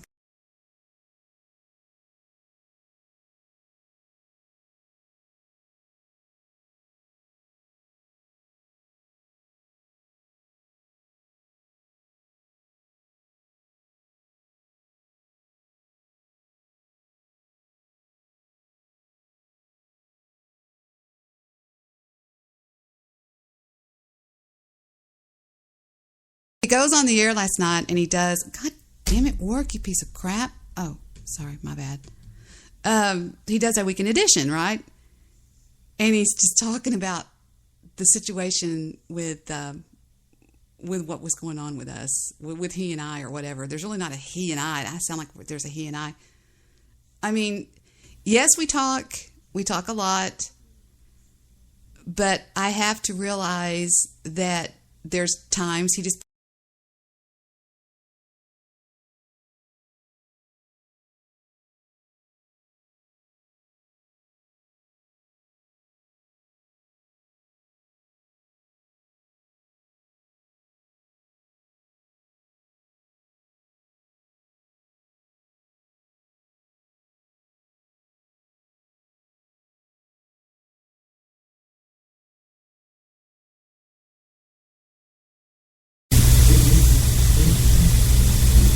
I don't know who he's talking to. If it's Heather and she doesn't feel good, she'll usually let Mommy know first, but I haven't been watching my phone. This is kind of funny.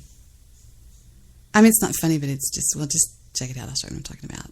He goes on his show and he's like going, Debbie this, Debbie that. Debbie won't let anybody talk on her show. Now, how many of you, Wild Goose Faggot is a snitch pussy? 20 days ago. That can't be him. That's not Goose. What is that? Who did that? 20 days ago. Wild Goose Faggot is a... What is this? 10 seconds of transmission.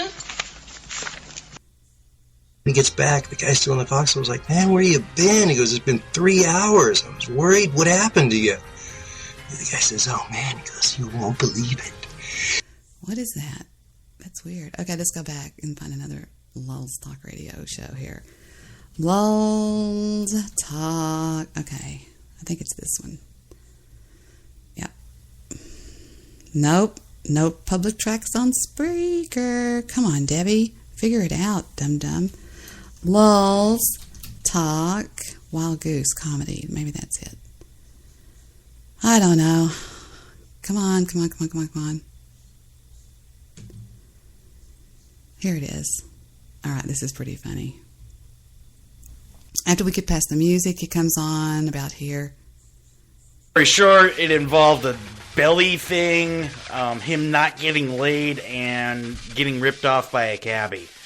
But we were laying the law down on this guy. We were having a good laugh at his expense, and that's all it was. And somehow Debbie ended up in the call. Okay, I'm going to answer Goose. Okay, I know Bama Man. I've had problems with Bama Man before. That's why Bama Man, hung up the second he heard my voice, because he doesn't want a piece of me anymore. I wore that guy out. I almost caused that guy to end hero. And that's why when I get on the call, he's like, oop, gotta go, click, and he hangs up. So yes, I did know him. Now Goose is under the impression, and I understand this, that I did not know Bama Man, and I did not know what they were talking about. Yes, I know about the cabbie.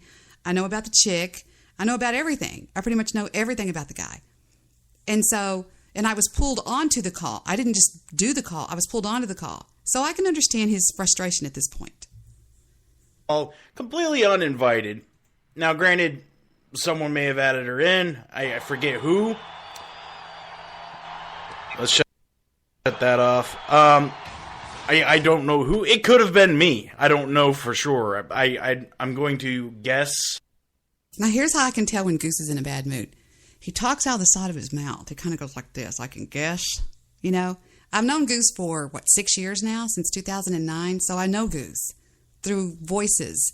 I can tell kind of his moods. And we've done a lot of stuff together like this. And I can tell he's pissed off, and he's kind of chewing on his words, like, and here's this broad, And then when he's being normal, but here's what gets me. Well, hold on, let's just keep going.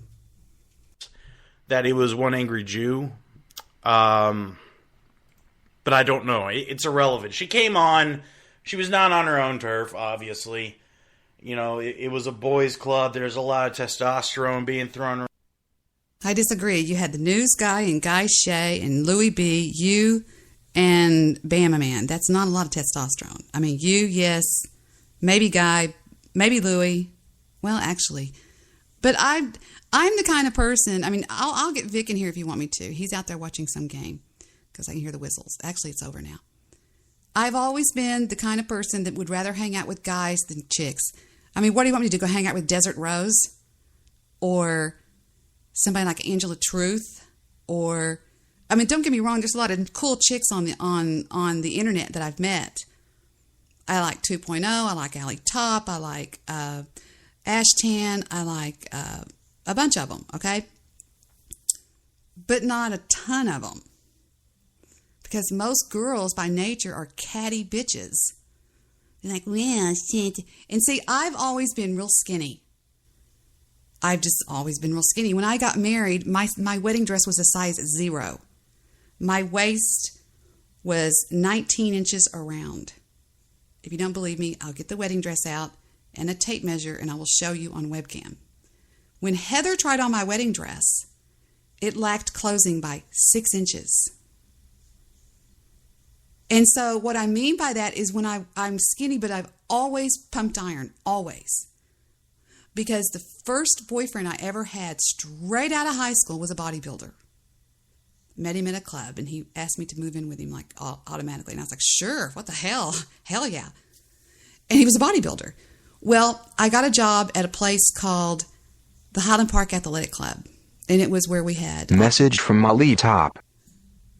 We had weights, we had this, we had all this kind of shit. We had Pilates, we had everything. And I just always did it. I went from there to Texas Tech, and I got a part-time job at a gym there. I went from there, when I got home, I worked out at Texas Gym. I worked out at Texas Gym so much that I knew George, the owner. I knew him real well. Real well. George died from steroid abuse.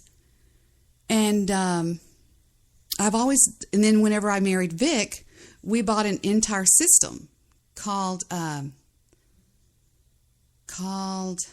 was that system called? It had everything on it. We used that. Then we got a treadmill. Then we got a Stairmaster. I have dead weights right here at my desk. I'm sitting here looking at them.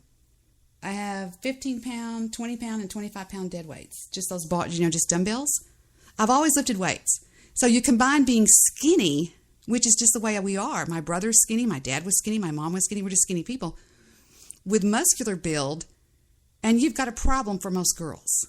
Anywhere I would walk in, well, look, we had 10. Now, I'm not pretty. I'm not gorgeous. But it was always a problem with, well, isn't she skinny? And I'd be like, hey, and so I've always had problems with girls because of that. Do you see what I'm saying? Or their husbands they would catch their husbands looking at me from the corner of their eye or something. And it's just always been that way for me. The only time I loved girls was when I was pregnant. You know what I'm saying? And I don't care if you think, well, isn't Debbie being a badass? No, I'm just telling you the truth. That's always been a deal with me. You know what I mean? And if you want to see pretty, I'll show you my girlfriend Kim Simpson. That's pretty. She's gorgeous. But I've always been the kind that's like, okay, not bad. I didn't have acne. I didn't have this. I always had real long blonde hair. But my body was rocking. And still is for my age. See what I'm saying? Shut the fuck up, Debbie. All right. Around. Dicks were being measured. Streams were being crossed. It was really gross. Lots of fluids all over the place. And, Debbie comes in there, starts mouthing off, right? And you got to understand, Okay, Goose. The reason I came in there mouthing off was because of what DJ Bad Guy was saying. He was saying a bunch of crap that I was... And the thing about Guy is, I don't consider Guy a troll. I consider Guy just a jerk. I mean, I'm not his first victim. He wore Joe Seeker out for a long time. And I'm just in his crosshairs. In real life, he doesn't hate me. But I'm just his target. He sort of bounces back and forth with me. You see what I'm saying? And I wanted it Guy. That's the only thing I wanted it was Guy. And that's what I did. When men are in this heightened state of this toxic masculine... Goose, you were talking about me. I can show you right when I called in, sweetie. When fucking speedball, dick measuring mode, they don't take kindly to women like Debbie with, their shrill voices coming in. I didn't have a shrill voice when I came in. Don't be silly. But I can understand he's pissed off. He's mad. And talking down to people. Granted, she was going after that guy we were also going after, but it just felt like... Listen, that's our bitch, okay? Who are you to come on here? No, that's my bitch. That's my bitch. He ran when he heard me on the call.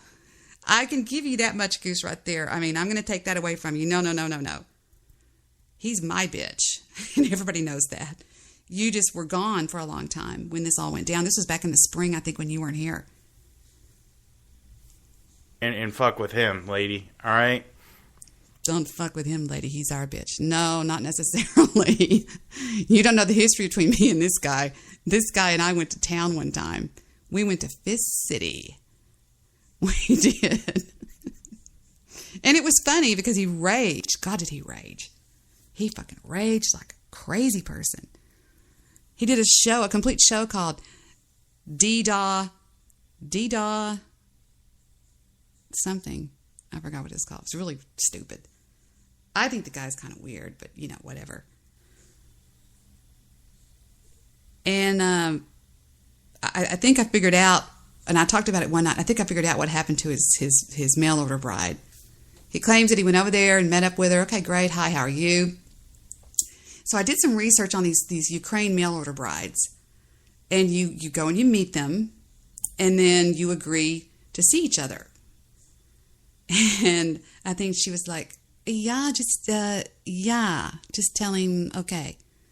So this poor schmuck pays for all this airfare and transfers and bus fees and apartment fees, and he gets clothes, sells everything he owns, goes over there. She's gone. Dear Bama Man, my father had a heart attack, and I must be with him on the other side of this country. Love, Elena. So here he sits in his apartment, podcasting. I'm sorry. No, this goes back, Goose. This is my bitch here. Trust me when I'm saying this. Where is his show that he did? It's called D-Daw something. I forgot what it was called. And I just, having to get it downloaded. He did all these different shows. He did something called the Bait and Tackle Show. And he gets so fucking mad. Oh, who the fuck do you think you are? And what's funny is you can tell the guy's pissed off because he's got a hacky sack in his hand. And he's going left, right, left, right, left, right. Of course, I've got on high-def phones. You can hear him taking that hacky sack and going to the left hand, to the right hand. He's like pissed off like a bitch. Okay? D-Daw Dumb is what he called. It's only 16 minutes long. He was hot. He was. Or accent. Hold on, let's go back. And I open up my latest show, and yeah. So I wake up this morning here, and yes, I am in Nikolaev, Ukraine, and I just go on my page, and I open up my latest show, and get these 5 real angry, hate-filled messages from. He banned me out of his chat room. I was the only chatter in there. He only had like 2 or 3 listens. 2, I think. Someone I haven't even freaking mentioned it anywhere. in months. I'm not even going to mention her name. She knows who she is. I'm not going to mention her fucking name, okay? I don't want to mention Can you hear the hacky sack going back and forth from hand to hand to hand to hand? your name on my show. It's like, I think I mentioned you like 3 times like a month ago on Guy Shea Wall, because you know who you are. If you don't know who you are, then you're truly delusional. And I must say, you need to learn proper grammar because you're supposed to capitalize I when you use it in the singular forms right there. I don't take you fucking even a bit serious if you're not going to take yourself serious and learn proper grammar. We can tell. We can tell. I like when people go, I'm not mad about you. I'm just going to talk about you all night, And y'all know I never capitalize anything when I type. I mean, I write letters and I don't capitalize. And I said to him, I frankly think you're a card-carrying, I said, you're a 14-karat gold card-carrying bigot and racist. You should hear some of this guy's show. They're pretty tough. I mean, he hates minorities. He hates them. Calls them every name in the book. And I think he hates women. I mean, what does the guy got to look like if he's getting a mail order bride? Are you kidding? So he didn't like when he encountered the Deb here. Elementary school grammar, which tells me you probably dropped out in elementary school. And, the thing about you is your whole voice and no material. Your whole show centers on you have a good marketable voice, but your material sucks. But so let's go on. So anyway, she wrote, and I'm like, if you never would have like even bothered to try to attract my attention and run on my wall, I never even want to mention your name ever again on my show because there's no reason for me to. Okay, and I don't have many listeners. I have the right one guy, and that's all I really care about. I made a good friend. If anything, on Spreaker, I made a good friend, Guy Shea. We're both from Cleveland. We both like Jacksonville. I have to make a confession. I trolled him as Barco. I got a sock account called Barco, and he raged like a bitch. Barco's gonna go, what? Nah. I'm looking for something in my makeup bag. Here it is. I have something in my eye. There it is. Thank you, Mira, however y'all want to say that stupid word. I love the Deb. Doot, doot.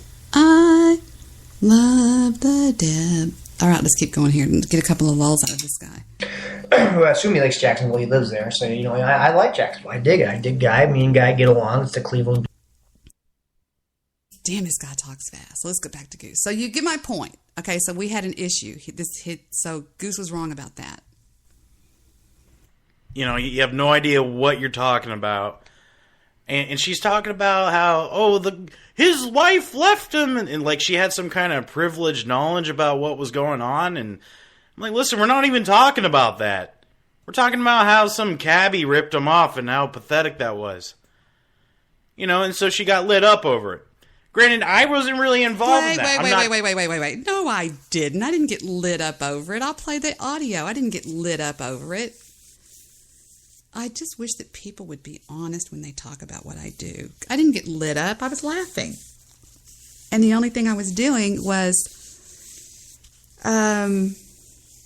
somebody mentioned his name, and all I said was, they said something about it, and I said, they asked me a question, and I said, he has a mail order bride that stood him up.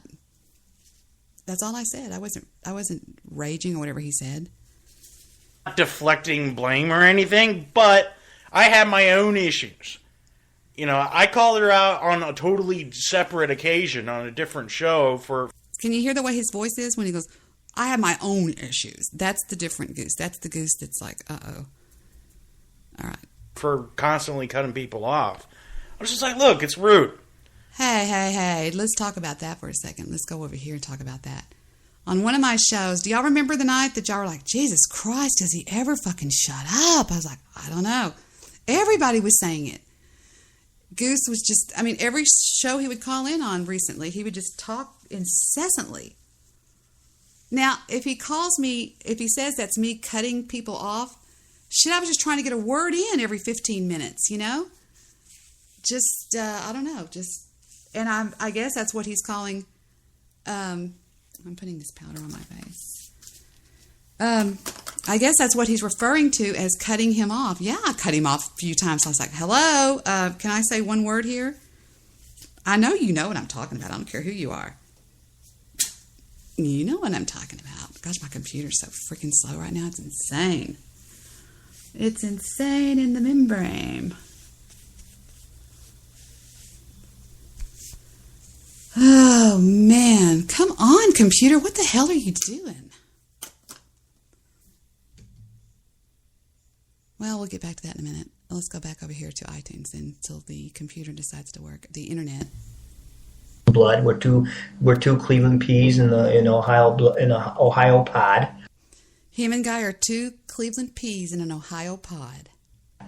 So you're never gonna break us apart, man. Yeah, I want to break y'all apart. I think that's what Guy Shay does. Guy Shay loves breaking up people. Oh, there we are. Thank you. Manic or Monday. So here's what I'm talking about. When Goose calls in, he just starts going, just whatever, da. And, you know what I mean? So yeah, if that's what he calls Message from Molly Top. Oh, please do. Shit. Mr. Midnight Movie. Go ahead. Lawrence Kasdan. Endor seems like it would be a third world hellhole. Off. And the guy walked up to my dad and goes, "Are you flipping me off?" And he goes, "Yeah, you're an asshole."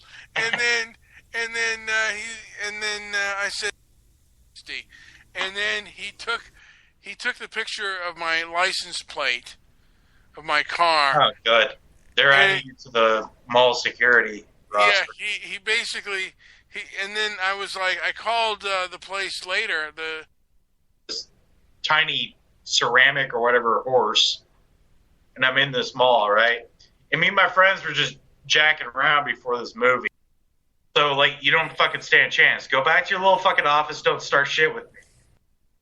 Time we all gotta go, and then I walk into the main bar area so we can go out to the car.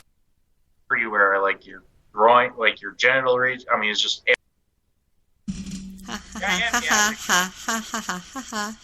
I told on Stabby. Ozzy's been tear gassed. Do you like loosen your bowels a little bit too? No, that doesn't happen. What? Now, see, that's interrupting them. I mean, it had been since 77:34 to 1:19:40, and I hadn't said one word. And I finally say something. Let's see what I say. But I mean, shit, dude. Like, that was intense. I would never do that again. Never. Like, and a lot of people say, "Oh yeah, I'd do that." I mean, no. I mean, there's nothing in me that just wants that to happen. It was just like the worst thing times 1,000, just being tear gassed, and that was like a mild dose of it. Like, that's not even what protesters get. Like, when protesters get tear gas, they get tear fucking gas. Granted, we were in a closed room when we got tear gas, but I don't know. Like, that was just fucking awful. It's like everything that's liquid in your body and mucousy and gross just comes right the fuck out. Stabby says you're yapping, Goose. I told on Stabby. Ozzy's been tear gassed. Do you like loosen your bowels a little bit too? No, that doesn't happen. What? No. Just curious, because sometimes, like, what the hell kind of question is that? Well, I was just kind of curious. Because sometimes, nah. I love when JP says shit about Mr. Midnight Movie. You're like a stuffed turkey. Like a fucking T.I. screaming at you will make you shit yourself before tear gas. But I think I'd rather get tear gas than get yelled at the way I was. You know, like, I think that.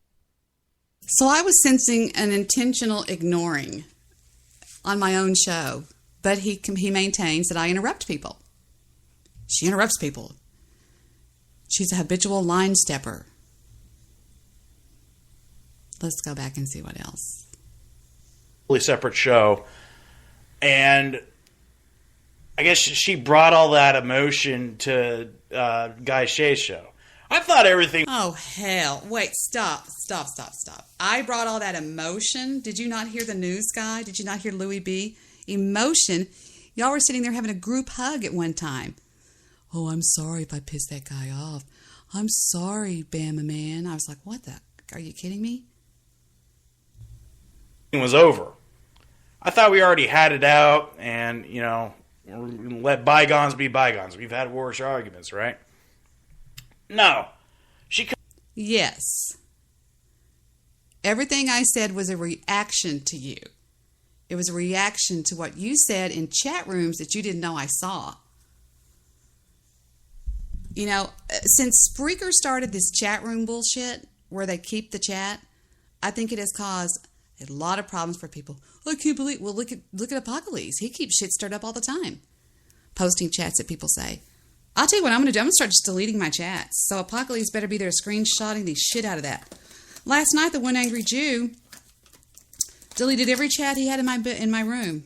Why would he do that? What is he afraid of? What is he afraid of? But it was just weird. Here's what happened. Guy Shea, here's the deal. You should see the light they're flashing from the studio over there, and I'm not answering it. Guy Shea is like a girl.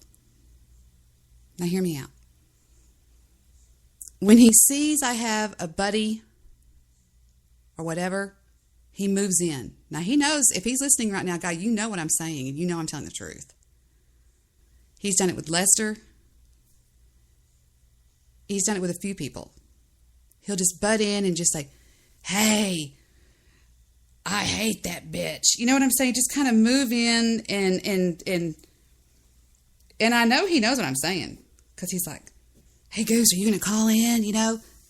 And then he proceeded to just tear me up. Guy Shea did.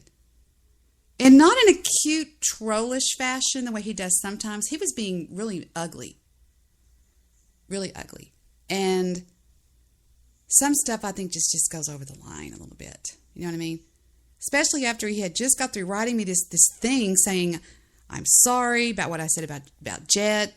I was over the line. I will make an on-air apology.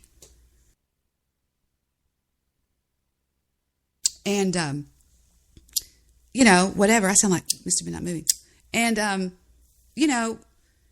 then he's like, I can always tell. I know the games people play. I just do. I've been around. And when you've been doing this as long, people, you will not believe the fucking people I've talked to on this fucking podcast. On Blog Talk Radio alone, my total shows, my total listens was in the 700,000s. And I averaged 20 callers a night. Okay, that's the average. Sometimes I took 70, sometimes I took 12, sometimes I took 35. That's a lot of people. And getting to know people through a phone line you have to be kind of really high, and you have to have high intuition because you have to kind of feel the people out. And I know people, and I just can feel. People are easy to understand because there's only so many things that people do. Like with the Jew. Here's what I think happened with the Jew. I gave the Jew an inch. The Jew took a mile. Think about it. I gave him the intro. He brought me the intro. I started playing the intro. He got to where he'd call in and say, play my fucking intro. Well, he wouldn't say fucking. Play my intro. Play my music. And that's okay. I understand that the Jew's rude. But the Jew went from being a cute rude to being just outright freaking rude to where it was intolerable for me. It just got to where it was insultive. I was like, Jesus Christ, Jew, back off a little bit, back off a little bit. And he wouldn't. Everything had to be about him. And I thought, okay, but are you always performing? Are you ever just going to call in and just have a little fun or something? But he never would anymore. And this had gone on for a long time. And it was nothing that he and I did. We didn't have an argument or a disagreement or anything like that. He just changed. And here's what I think happens. I think some people in the world okay, I had a friend of mine, and real tall girl. She's like 5'11", real pretty, but not gorgeous. She marries a guy who thought she walked on water. He was an ugly guy. He was a rich guy, very rich guy. She married him for his money. She told me the night before the wedding.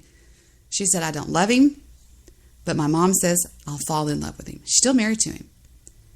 And he just threw flowers at her feet constantly.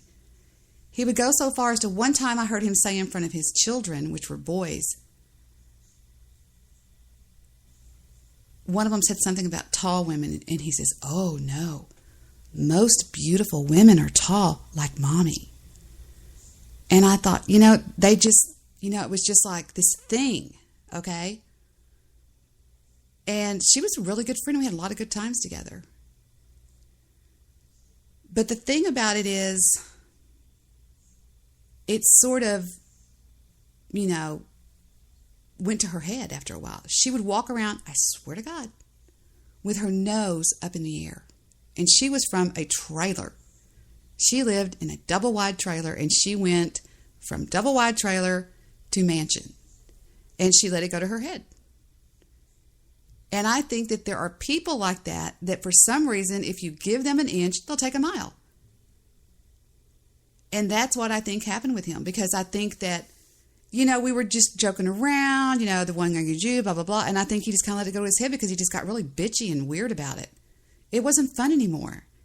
It didn't feel right. And I go a lot off my feelings. It just didn't feel fun anymore. And, he can do what he wants to do and think that this is fun, and that's fine. He's already got me blocked on Skype. He blocked me on Skype. I think it's funny when guys block girls. I'm going to block you. And it just got no fun anymore.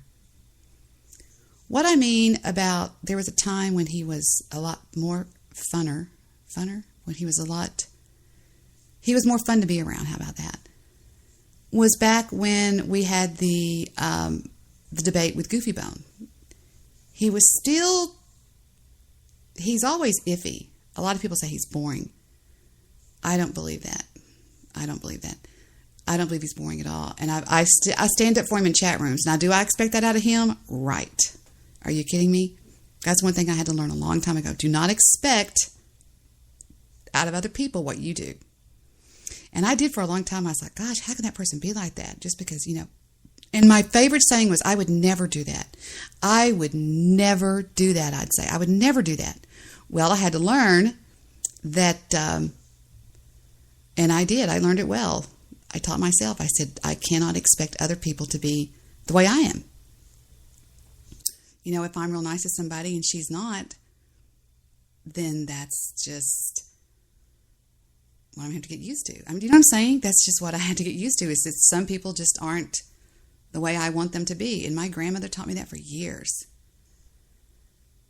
Here we go with a little bit of, they forfeited the big debate. Now listen to the difference.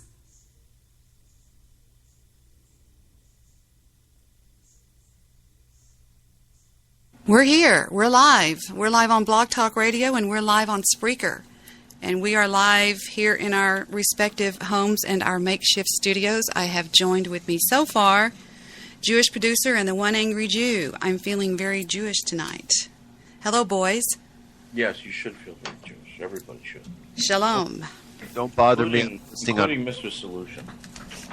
What? Well, if he's not circumcised already, he will be by the end of the already interrupting people. Shut up, Maury. Yeah, shut up, Uncle Maury. Okay, what were you going to say, Jewish producer, before you were so rudely interrupted? Oh, I said, go ahead, keep talking, but don't bother me. I'm posting on Reddit. Oh, did you need the linky dinky? Actually, I got the link for Spreaker. I'm sorry. If I hear that again, I'm going to lose it. What do you not want to hear again? Linky dinky. Please don't do that. I want to tell the world that I'm posting on Reddit. I want this to go viral. If you're listening right now, please tell somebody to go to Reddit and find this link. I'm a bitter pill. I understand. That's a drop that I've got from the one angry Jew. I'm a bitter pill. I understand. I'll be back. Take your time. Go for it. Now, what are we going to do? Are we just going to wait on these people to call us, or what do we do? It's 10:15 by my clock. Well, we still got 15 minutes, so let's not rush them. But sure, yeah. I'll just play some music, and we can do our respective studying and posting. Like we normally do. We'll call into Goofy's show, right? I suppose. I guess. All right.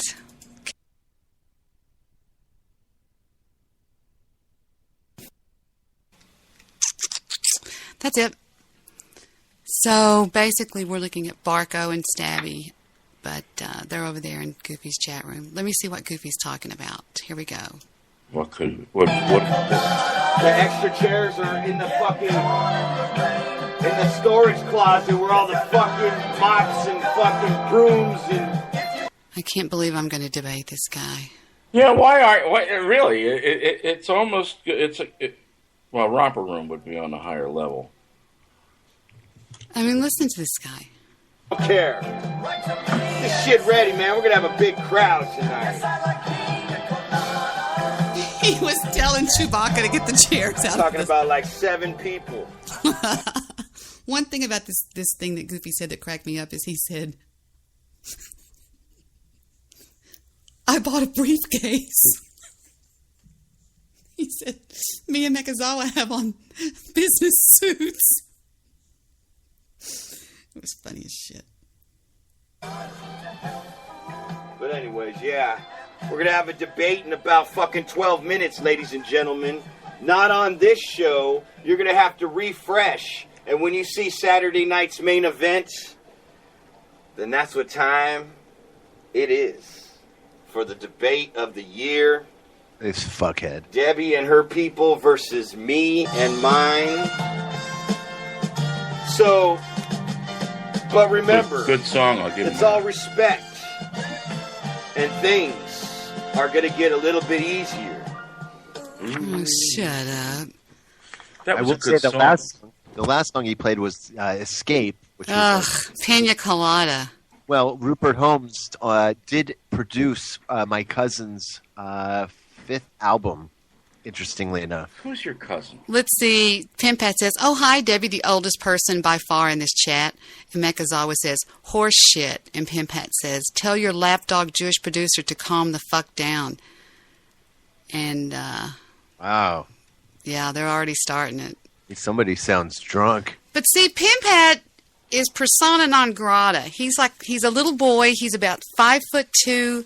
He was shoved into the lockers at school, and he's pissed off, and he's got a lot of older men thinking that he's this badass. And frankly, if I were y'all, I'd tell him to jump straight up your ass. Pimpat's nothing. He's nothing. He's a fly on the windshield of life. I love that, how this is coming to a head tonight. I'm glad to be here. Now, where's the Mr. Midnight Movie? Hey, Mr. Midnight Movie. Let me text him. Yeah, where the hell's Mr. Midnight Fluvy? Hey, Luigi. Hello, Kevin Kierstad. Are you going to be calling me on Skype? We're waiting on you. We're waiting on you. Kevin Kierstad, pick up a white courtesy phone. Where are you, Luigi? He's in my chat room. He says he's up in this hizzy. He's so cool. Sitting down in the hizzy. Up in the hizzy. All right, Kevin Kierstead. Call us in, old boy. Am I showing... Yep. What is your Skype name? Debbie_Daily. That we have one angry Jew. We've got one angry Christian, too. I think that's what my name will be tonight, the one angry Christian. Mekazawa tweeted me today. Oh, Goofy Beard. Goofy Beard. He's so fail. Kevin, it's Debbie_Daily. Debbie _ and then Daily. All one, well, all lowercase, all ran together, but I'll put it in the chat room anyway, just for giggles and shits. Oh. Goofy Beard, you know I live at home with my mom and I play Xbox all day long. I have to say, Debbie, I've heard you do a lot of voices. I think that's your greatest impression. That's what Victor says. He loves it when I do Mekazawa. It's the finest imitation you have in your arsenal. I know, it's pretty funny. Unfortunately, nobody else knows who we're talking about. But Here comes Kevin up in the hizzy. Kierstead. Trying to find him on Skype today, but I couldn't. Please, God, let his thing be working. Where the hell is Kevin? Let me call him right now. I'll be on mute. Kevin. Uh-oh, that's not good. Kevin, I heard you light a cigarette. Kevin? This is the Kizzy. Kizzy in the hizzy. This is me. All right, Kizzy's in the hizzy. Now they're already starting to throw down shit. No, you didn't. I don't smoke. Oh, I heard something. They're throwing down mean things in the chat room over on... Oh, there's Kim. Hi, Kim. She wants to be a whiny Christian, she says. She wants to be a whiner. I like her. She's funny. I'm lying. I actually do smoke. Oh, that's cool. You know, you had, so far, I'm up to 4 EVPs on your show last night. I'm not through with it yet, and I'm only up to 43 minutes.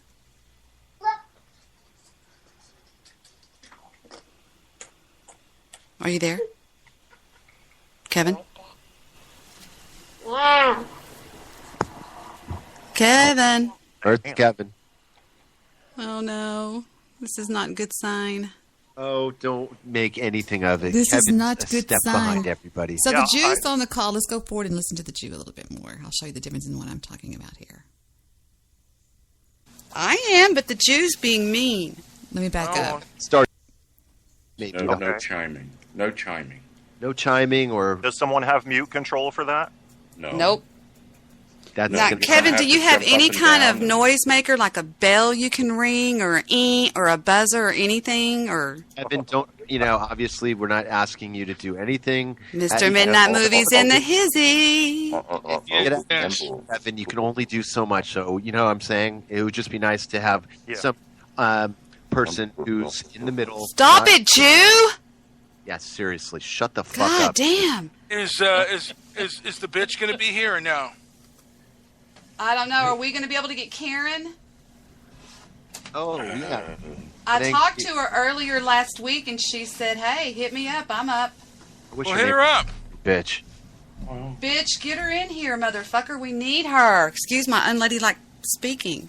She will crush them. Get Karen. Karen. Karen. Karen. But Mr. Midnight Movie, Stop mumbling, Jew!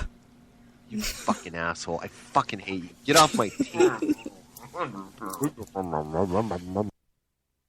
See, it's more of a lighthearted.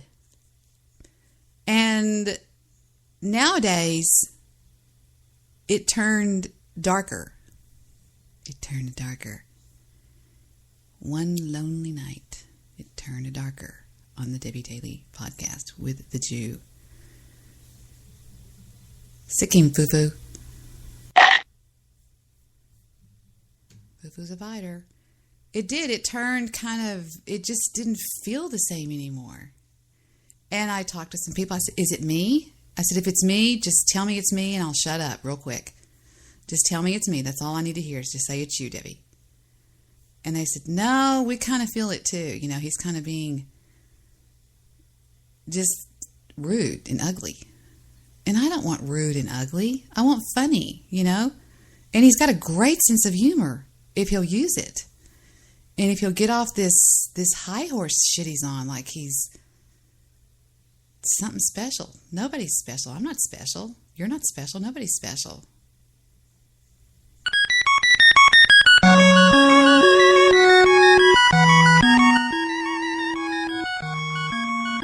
know where that's coming from? Stop it! Stop it! Stop it! I'll pick you up. Jesus Christ. How did they do that? How did they break in like that? I don't understand.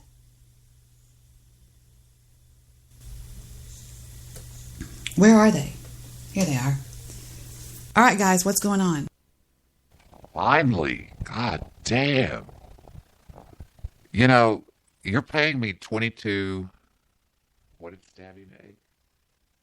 $22.76 an hour to just sit over here and listen to you babble and babble and babble and babble and play that old freaking show. Shut the fuck up. Okay, I can take criticism. I will shut the fuck up. I mean, I'm just trying to make a point here.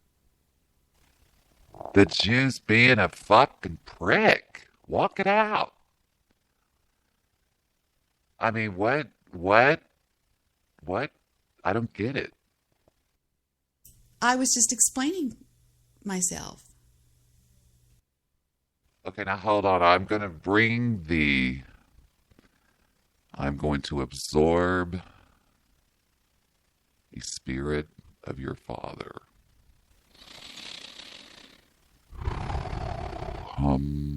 Come to me. Sissy. What are you doing? Why do you give a... Hold on. Can we cuss in heaven? No. Why do you give a poop about this Jew? He's a jerk. You're a bean. That means a lot. Is this all I get to do? I don't get to talk like North. Just, can I talk to her for a second, just like I used to? Are you out of your frickin' mind? You don't owe anybody a damn explanation for your actions. You were raised better than that. What are you doing? You just do what you wanted to do, and if they don't like it, they can kiss your halo. Yes, sir. Is that it? No, when it's it, I'll tell you that's it. So you're not going to do this anymore. This is really bothering me. Dad, did you know you went into a gay guy? I don't care. Hey, I'm cool with everybody. Leave me alone. You've changed, Dad. No, it's just I have found eternal peace while I grit my teeth and my hands are in fist of rage. Hey, Deb. Jay's just as funny as he used to be. Is this an EVP? Is this getting weird? Am I weird? Are you weird? Am I weird? I think I'm getting weird. So, okay, I'll shut up about it. Did you hear my dad? What are you watching? The History Channel. No! Shut up. I don't want to talk to you anymore. I don't care who you are, from my dad or whoever the hell you are. So that's the deal. What are you doing? Just getting some closet. You love me or what's up? Mm-hmm. Why do you have your wedding ring on your right hand? Aha! Aha ha ha ha! Message from Colorado Boom Ba. What'd you say? I was getting the junk out of my car. And what, did you use your left hand or what? No. Hold on just a second. Colorado Boomba comes at us with something. Debbie, shut the F up. I was cheating on you. I was cheating with you. Okay, hold on. Get your story right, baby. I was cheating on you out in the den. Good. That's mine.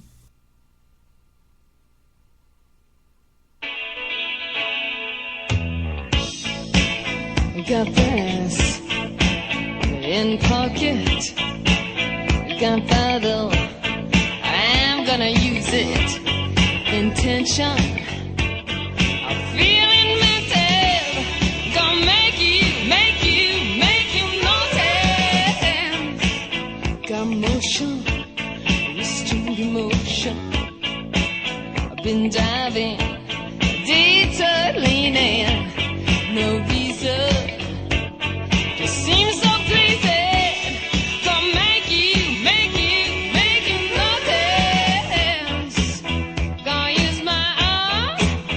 Gonna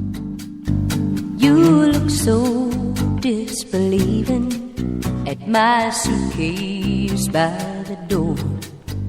My taxi's on its way. I can't take it anymore. Lately you've forgotten what loving me's about. Well, now you've got 5 minutes to figure it out. You've got 5 minutes to tell me what I needed to hear. You've got 5 minutes to show me that you're really sincere. That's not much time to change my mind. It'll take a miracle, no doubt. You've got 5 minutes to figure it out. Now I've got your attention. Here's what I've got to say. You better do some talking, 'cause my Taxi's on its way. I would probably call Uber because taxis cost too much. And you've got 5 minutes. And that is not much. No, that doesn't rhyme. Anyway. You know, I think what it is with me, I mean, I'm really starting to come into I'm having like this self-actualization type stage I'm in. I think what it is like my dad just really accentuated everything. I mean, he just tried to make these superhumans. He said, you know, be tough, be fair, be honest. Seriously, he raised Boy Scouts. Hey, baby dolls. What's up, little lady? How's it going?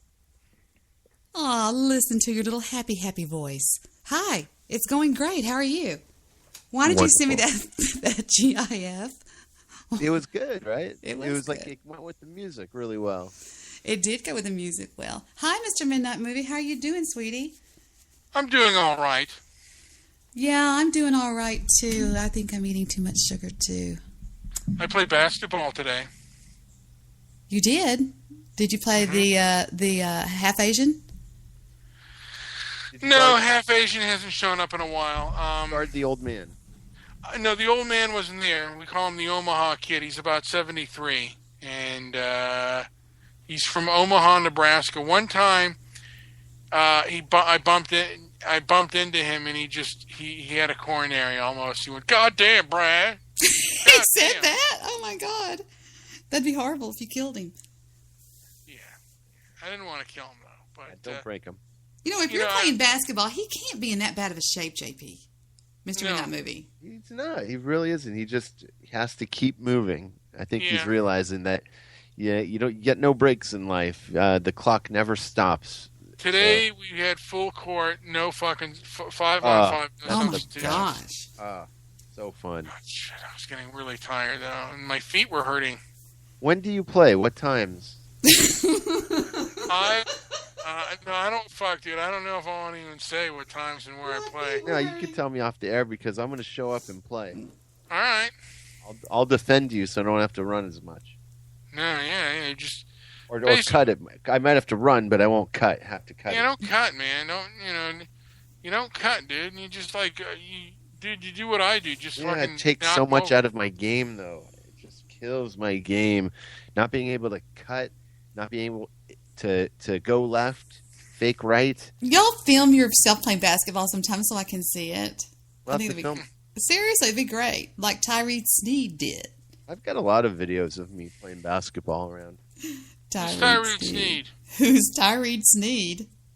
He's the walking boss. What's his website, JP? What is he? Who is he? You know who Tyree is, don't you? I think so. You know, he's a guy that thinks he's real tough and stuff. You know, he does. He goes on and he has his voice on echo, and he's like, "Now, all of you people out there are idiots." Oh, that guy. That guy, Tyree Sneed. He filmed himself playing basketball.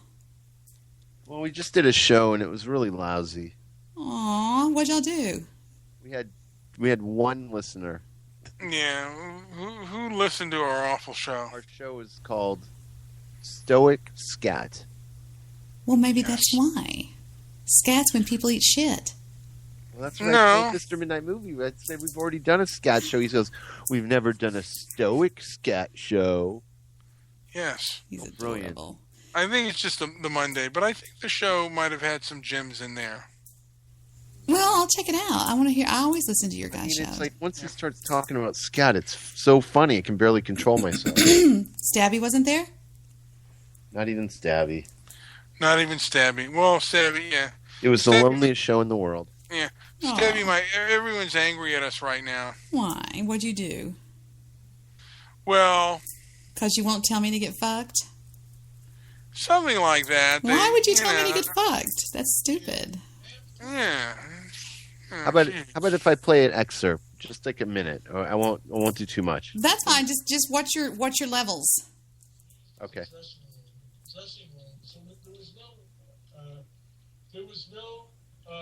Wait, your settings are messed up, JP. Hold on, you've got it on. You don't have it on your thingamabob. You want me to play it, Scoopy? You want me to play it? Yeah, go ahead. Yeah, I'll do that. It sounded like we were listening to somebody across the room. Oh, yeah. You know, Yeah. Like, shut that fucking asshole up. Yeah. Maybe I'll learn something about my settings if you play a little. Yeah, you have to change your settings. And you've got 5 minutes. Homestead High Mustangs. What is this? Where are you, JP? I can't find you. Let me see. Are you in my chat room right now? Mm-hmm. I need to click on your name to get to your show because that's what you broadcast under, right? Oh, yeah. I haven't looked at my chat room all night. I didn't want to. I didn't want to get mad. Oh, yeah. There was nothing much going on. I wonder who It's Ethel Merman. The Jew. Shlomo Mermelstein. He loves Ethel Merman. Get it? Shlomo Mermelstein. It's good stuff. All right, let me click on JP. Stoic Scat, babies. The only comment says smashed feces. I'm gonna click like. That was my. That was your hashtag. Well, make sure to tweet. Oh, okay. Tweet. Just a message for everyone. I just tweeted it, and now I'm gonna JP, Mr. Minami, I'm gonna Facebook it.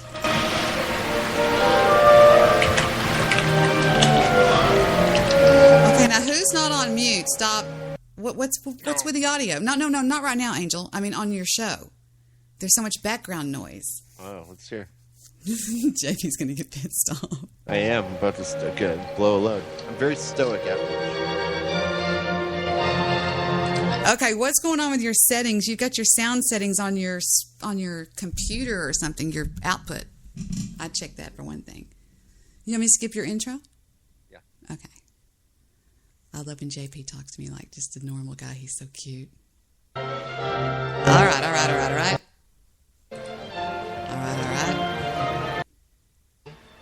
Like to work or maybe to an event, and all of a sudden you have got to let it rip.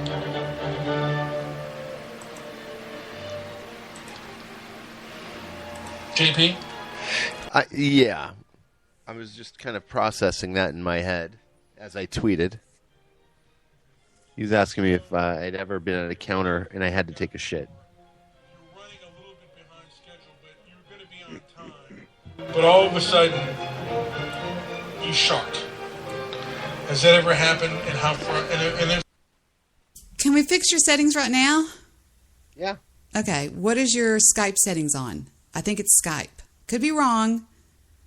Let me go to Yeah, and I've even got my audio Windows. settings. I've got my Windows computer right here, so I'll go to my audio settings. Yeah. What is it? Start. Okay. And then So control. I have a microphone. Control panel. Yeah.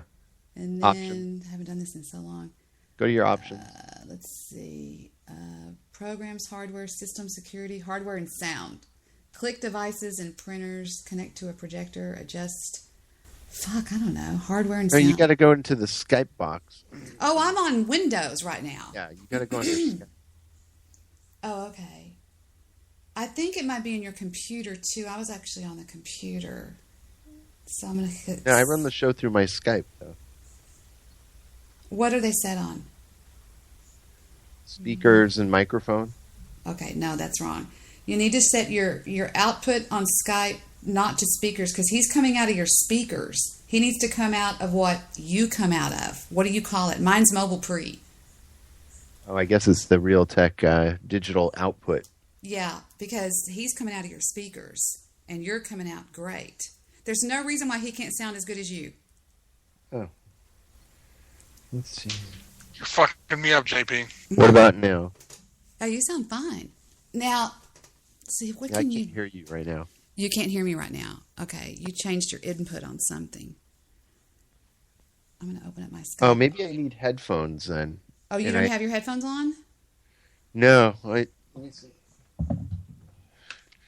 See, I've been running the show lately like that. Let me see if I... Yeah, that's what's going on. Because you possess... I mean, I know what equipment you've got. You've got the ability to do a great sound.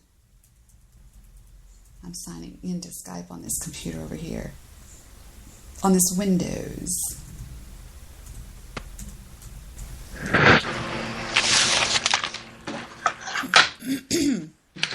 I don't know. No, you sound great. You sound fine. I want him to use his Mac. That's the thing. His Mac will sound a lot better.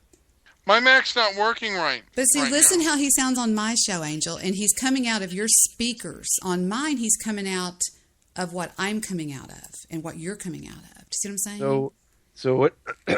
So what are your settings on Skype? Mr. Midnight Movies or mine? Yours. I've got it set to the Mobile Pre, which is what this right here is the board. Right there, it's Mobile Pre. And do you use the Spreaker console? Yeah, I do.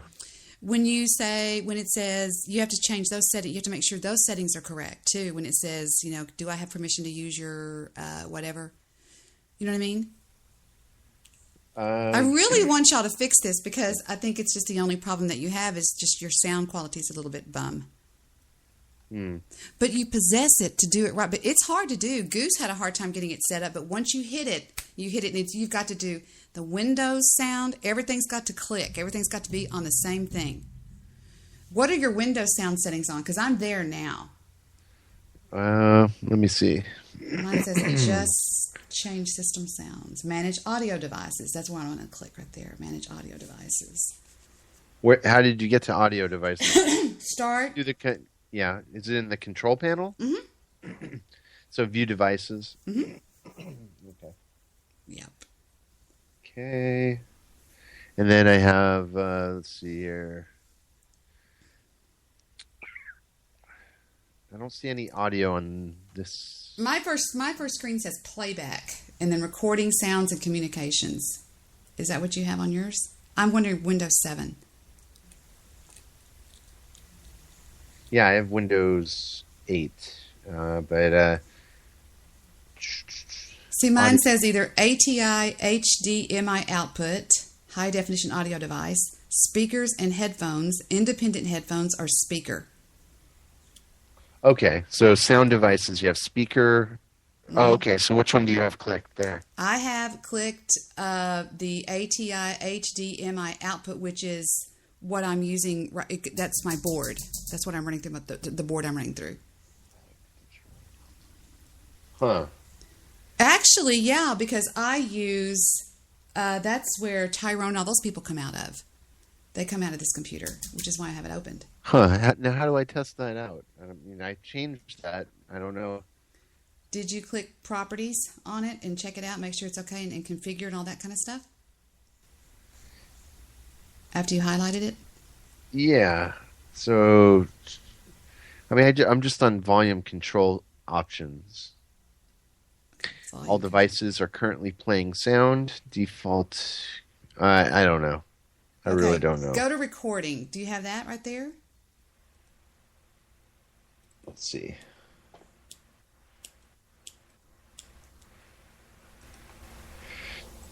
No. I wish I could see what you see. Wait a minute. Share your screen with me. That's what Lester even does. That he shares his screen when he can't figure out what's going on. Do you know how to do that? I forgot. What do I do?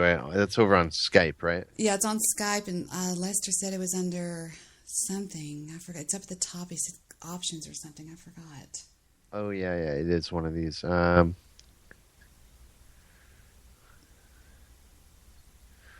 Which one is it?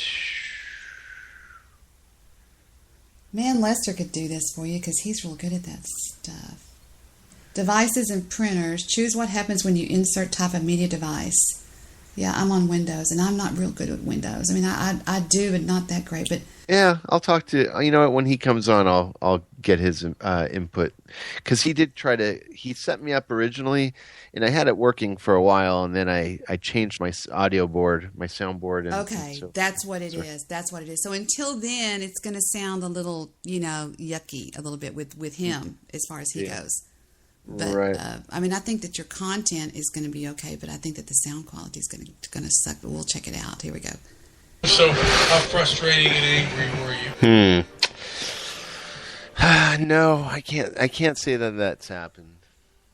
So you sound superb. On my Skype, let me show you what happens when I change my sound settings to to the mic on the whatever. Hold on a second. Audio. Mine's set on mobile pre for microphone and mobile pre for speakers, which is my board, okay? Ringing mobile pre. Now, when I change the microphone to built-in microphone, watch. JP, can you hear me now? Yeah, now you sound tinny and outside. Yeah, I'm on the built-in mic. Okay. Yeah, so when I change, and they can't hear you because the mic. Yeah, see, that's what happens. So when I go back to mobile pre. Now, there we are. We're back. And then speakers is on mobile pre. If I change that to built-in output, now watch. Say something, JP. All right. Can you hear me now? See, this is like Mr. Midnight Movie. Hi, I'm JP. Say hi, Mr. Midnight Movie. See, so it's on your output. That's what it is. I think we're figuring this out. On the speakers, on Skype, it says speakers. Mine's now on built-in output, which speak, JP. Okay. See, you sound like. See, that's what Mr. Midnight Movie sounds like. Right. So I'm changing that to mobile. Yeah, where are you changing that? On your computer settings? No. On Skype under. When I click on preferences, then it goes general, privacy, calls, messaging, notifications, audio, video, and advanced. I'm under audio, video. Oh, wait. Okay. If you go into Skype... I hit the word Skype. Now remember, I'm Macintosh. I hit the word Skype and then preferences. Oh, okay. It's different for ours then. Okay. Yeah. If anybody out there is listening that's really good with stuff like this, call in. Lester, if you're out there listening, call in if you don't mind, buddy. And because I really want you guys to get that set up because I enjoy listening to you two when you're not around me because you're different. You're both like rambunctious boys when you're not around me. I mean, I adore you on the show. You know that. I would fight to keep you on here, but I do love hearing y'all act really stupid when y'all are talking about SCAD. And I mean, you're totally different. Totally different. I miss Mr. Solution a little bit. Just a little bit. Well, we can thank you-know-who. Uncle Maury. He was really rude to him that night. He was horrible, in fact.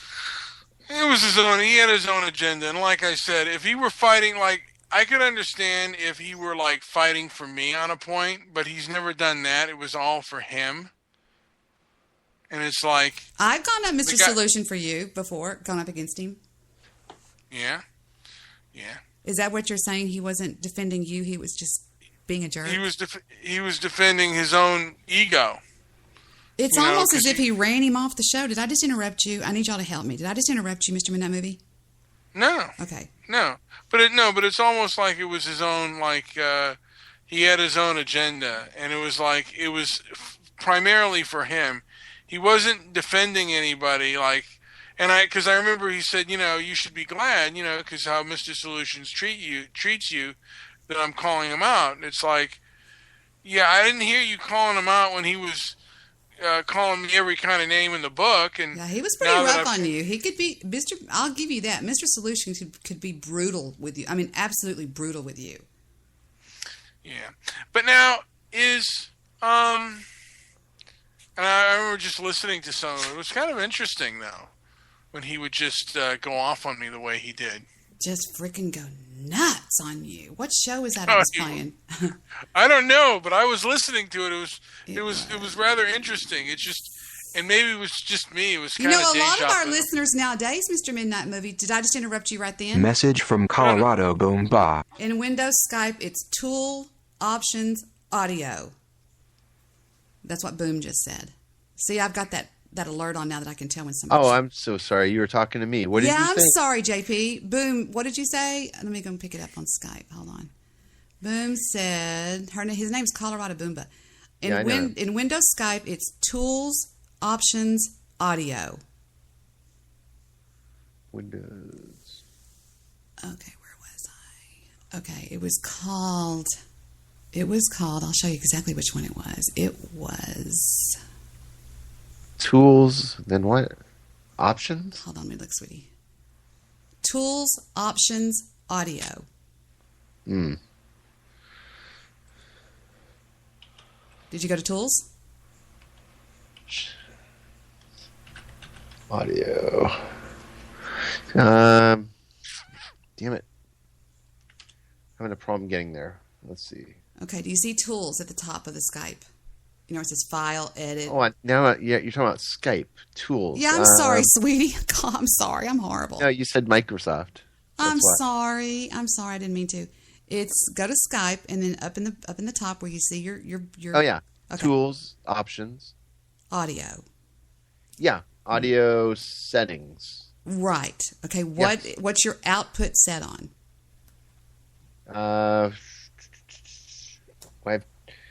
For my microphone, I have a microphone for output. My input would be speaker. Hello? That's it. Speakers. See, when There's your boo-boo. click on that, I don't get your audio. I don't know why. I'll switch it back. Okay, then there's a setting on your computer that you've got to do. Okay, so if I change that, now I cannot hear you. Right. We hear you I'm gonna go to fine. my volume control options and take off this. Can you say something? Can you hear me? JP? Buenos nachos. Trying to find that show I played. It was called, it was right here. One of these. It was me, Mr. Midnight Movie, and Mr. Solution. I think it was, yeah, this is it. Great ideas. If you're going to go get welfare, here's then it will give you 2 weeks to find your own job. If not, we will assign you a job. Well, I've got a baby. I have to take care of him. Well, no. A lot faster, No. and there was more opportunity. Can you hear us, JP? Now I can, yeah. Oh, perfect. Yeah, but I didn't change anything. It's still the same setting as I had before. On your computer? Yeah, I'm on Skype. I'm running it through speakers. But I should be running it through the digital output. Yep. But when I do that, I can't hear you, so I can't. But the thing about it is you're not, we're on mine right now. Maybe that's messing that up or something. You know what I'm saying or something? Maybe if it was you and Mr. That Midnight. wouldn't. Yeah. No, it wouldn't make sense. Yeah, that's So confusing. Well, how do I hear Mr. Midnight Movie perfect on your Skype right now? Yeah.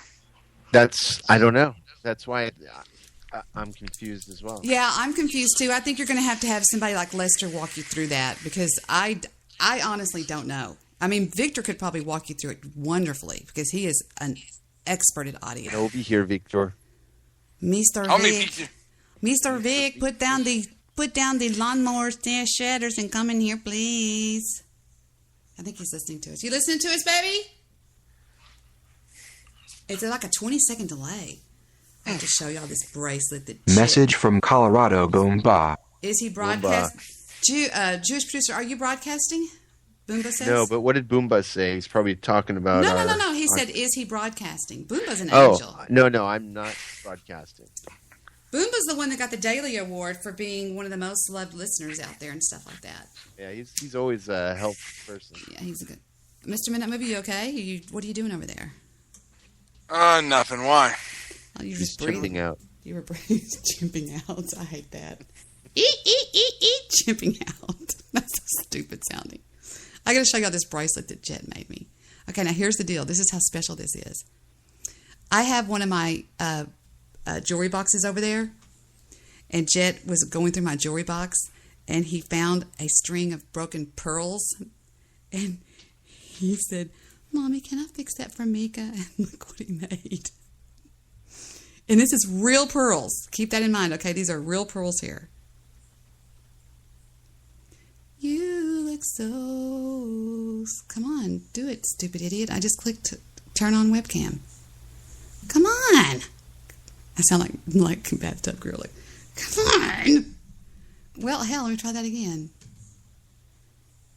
It's spinning. Can y'all see it spinning around? Oh, What's that? My webcam. I'm trying to turn my webcam on and I can't. Let me go to preferences and see what I did. No, that's it. Down right Well, it won't turn on. It's just... Nope, wait. won't turn on. Well, if it turns on, it turns on. I don't know. It's just sitting there spinning around and around and around and around. Is my webcam plugged in? Let me see. Did you watch a movie last night, Debbie? I did. I was going to show you. I was going to tell you about what I watched. It was an old John Wayne movie. Hold on just a second. Damn it. Is it plugged in or what? What's going on over here? I got too much crap. That's plugged in. Oh, well, screw it. If it turns on, let me know. That'd be nice if you did let me know. Was it a Western? Was it a color, black and white? No, it was a movie about the railroad. Well, we're going to get this railroad. Well, you can't go through Chickasaw country. You can't make them. And some guy goes, I can make a move if I want to. I mean, the guy. Let's see, hold on just a second. I think John Wayne was the bad guy. He was like, well, we're going to go through there, come hell or high water, pilgrim. And he was like, you can't make the Chickasaw move like that. And he goes, the hell we can't. We'll call in the National Guard or, the Marines or whatever. Do you know what that is? No? Shit. What year was it? It was old. Black and white color? It was black and white. It was really interesting, though.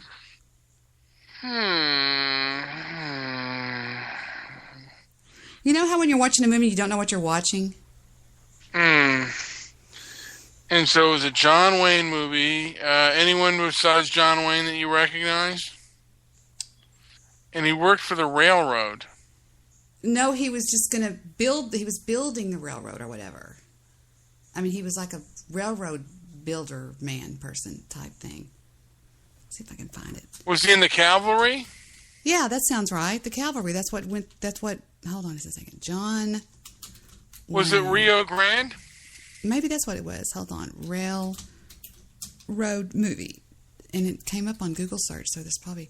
Okay, it says... Of course, my computer's just stopped, gone down to nothing here. I'm just dragging. Does he have a son in it? Tycoon. What year? 1947. That's it. It says, engineer Johnny Monroe is enlisted to build a railroad tunnel through a mountain. And that's what it was. I'm waiting for it to open. It says on the Internet Movie Database. When he falls in love with Lorraine Day, John Wayne and Lorraine Day. He's really young in this Mr. Midnight movie. Did you find him handsome? Yes, he was very handsome. He looked really different. Better looking than Marlon Brando? Nobody's better looking than Marlon Brando. You know that. Marlon Brando in, what was it called? Streetcar Named Desire? Oh, my God. If you want to see what I consider to be an, oh, my gosh, amazing looking guy, go look at Marlon Brando in A Streetcar Named Desire. That, to me, is perfection. Because girls found him sexy, but guys thought he was such like a slob and just, like he was sweaty and he was grimy and he was abusive. And I mean, did you ever see the movie? No, I've never sat through the whole thing. Oh, you watched? How much of it did you watch? I've seen enough to see him. Trust me. And I was just very taken back. I was like, whoa.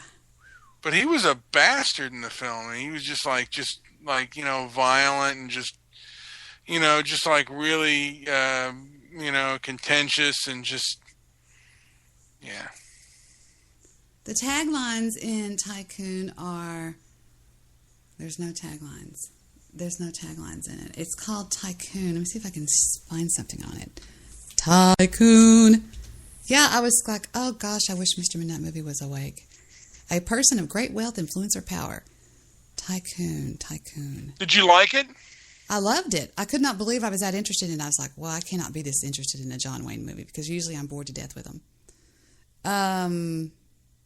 Tycoon, where is it? Tycoon.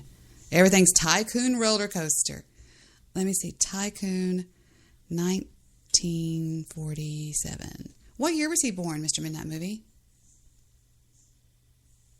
Where'd y'all go? Rats. Dash the luck. I lost the boys. Well, we'll see if we can play some Tycoon while we're waiting on them to come back. I don't know what happened to him. Why is it in color? Here he is. Hey, what happened? Mr. Midnight Movie? I think you know what? I think JP accidentally hung up. Who's calling you? Mr. Midnight Movie. See, my Skype's turned onto my phone, my iPhone too. So it rings over there too. Yeah, here, they have it in color for some bizarre reason. You know what? Мне это нравится, Рики. Милая идея. Дома я бы поднялся и позвонил What is в дверь. that? Не в эту дверь. Spanish. It's Tycoon the movie. Maybe it was branded. I don't remember. I just loved it though. Of course, I love anything about the railroad and history. I love history. I love helping people fall asleep sitting up. And my boyfriend's mother was so rude. She goes, "Oh, look, the Shitska's making a Presbyterian pie." And I thought, some people, man. That's a line. Those are some lines from. Damn it, my computer's all fucked up. I don't know what's going on. I can't do anything. Everything's like all stuck and acting weird. So did you watch the whole movie, the whole John Wayne movie? No, I did not. That's why I didn't know what I watched. I saw it go off. Oh, and then I watched a silent movie that was it was about a little boy. It's a real famous story. Not the kid. Damn, I can't remember the damn name of it now. What's one of the famous old books that everybody reads? It's like one of the classics, amazing classic. It's something. It's I can't think of it. Never mind. I guess I'm insane or something. I can't think of what it is. Well, okay, explain to me again because I was reading. I was actually reading someone's Skype log who I'm not going to name his name. Skype log? Or Skype chat. Oh, I know. Goosh sent you the Skype chat where I chewed him out. Negative. It wasn't that. I heard him say he was sending it to Mr. Midnight Movie. He did, but that wasn't it. Isn't that bizarre the way he does that? Sends Skype chats like that to people that trying to... What would be the purpose in doing that? I don't know. I think it would be like, see, she's bad. I told you she's bad. Get away from her. That's the way some people do. But I understand. He's young. He acts on his emotions sometimes. And he called me a pussy. He did? Yeah, that's how they do it. What they've always tried to do is get me isolated. They try to get everybody away from me. Like everybody. And that's what they're trying to do. Just know that they're trying to do that. Mm-hmm. Seriously. You look so... And he's telling me to grow a pair. Yeah. Tell her to go to hell. Get off of her show. Leave her alone. Don't be around her. They're so figured out. That's what they've always done. They did that with everybody. Did that with Reuter. Did that with... they've always tried to do that. Come on.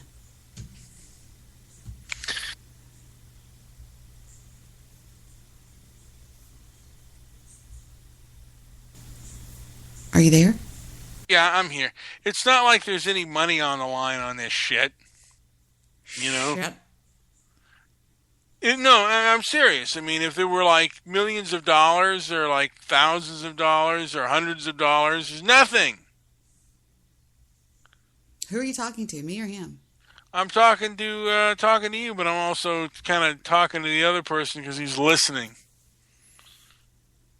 Uncle Maury.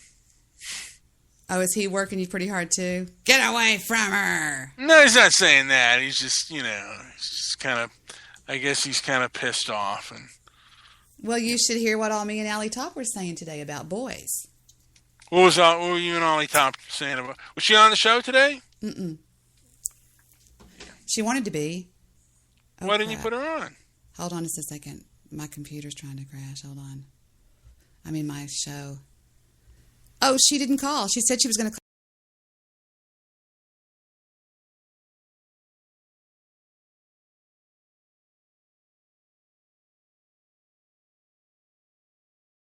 Like girls can be bitches. Actually, I had a saying, if men can be bitches, women can be motherfuckers. Fair is fair. Yeah, you're right. Goose needs to listen to the first part of my show tonight. Because I go through the whole thing with him. I go through it step by step.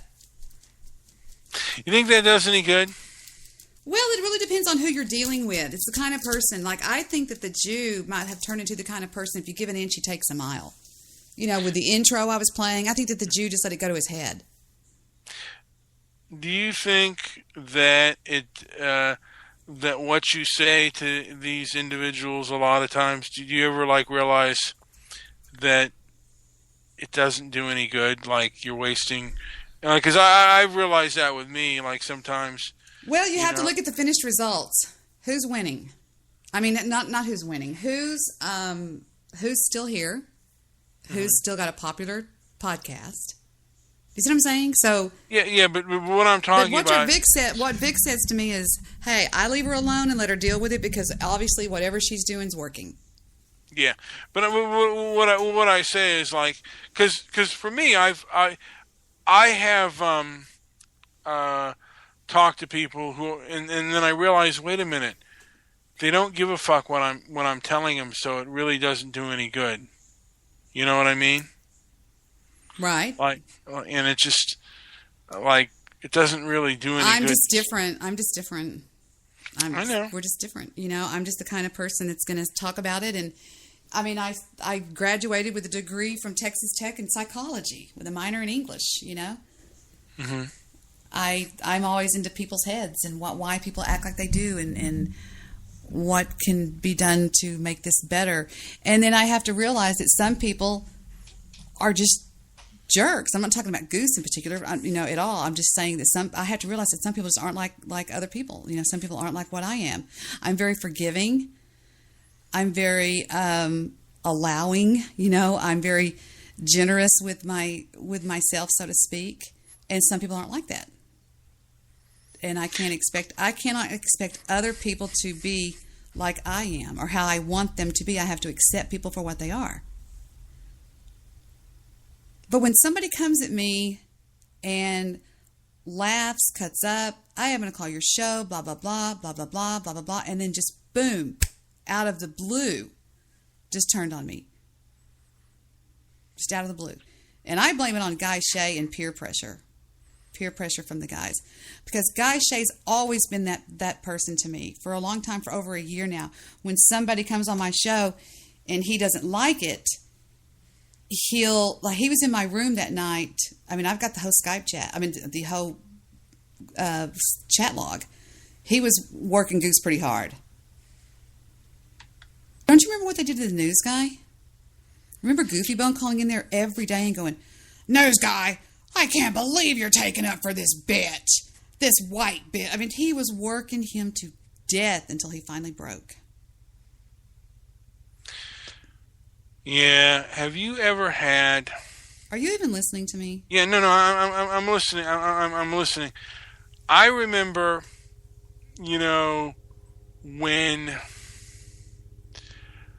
I had a person, and I tried everything to get them to see it my way and be reasonable, and I kind of realized, and sometimes I still need a knock in the head, but I realized that person's not going to change their behavior. I'm not trying to change anybody. I'm just pointing out irregularities in their lies and stuff that they said.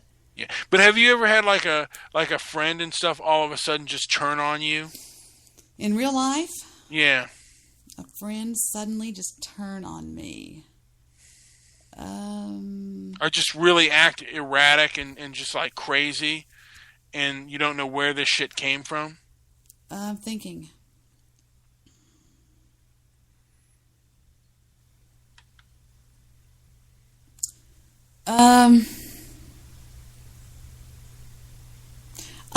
Not really.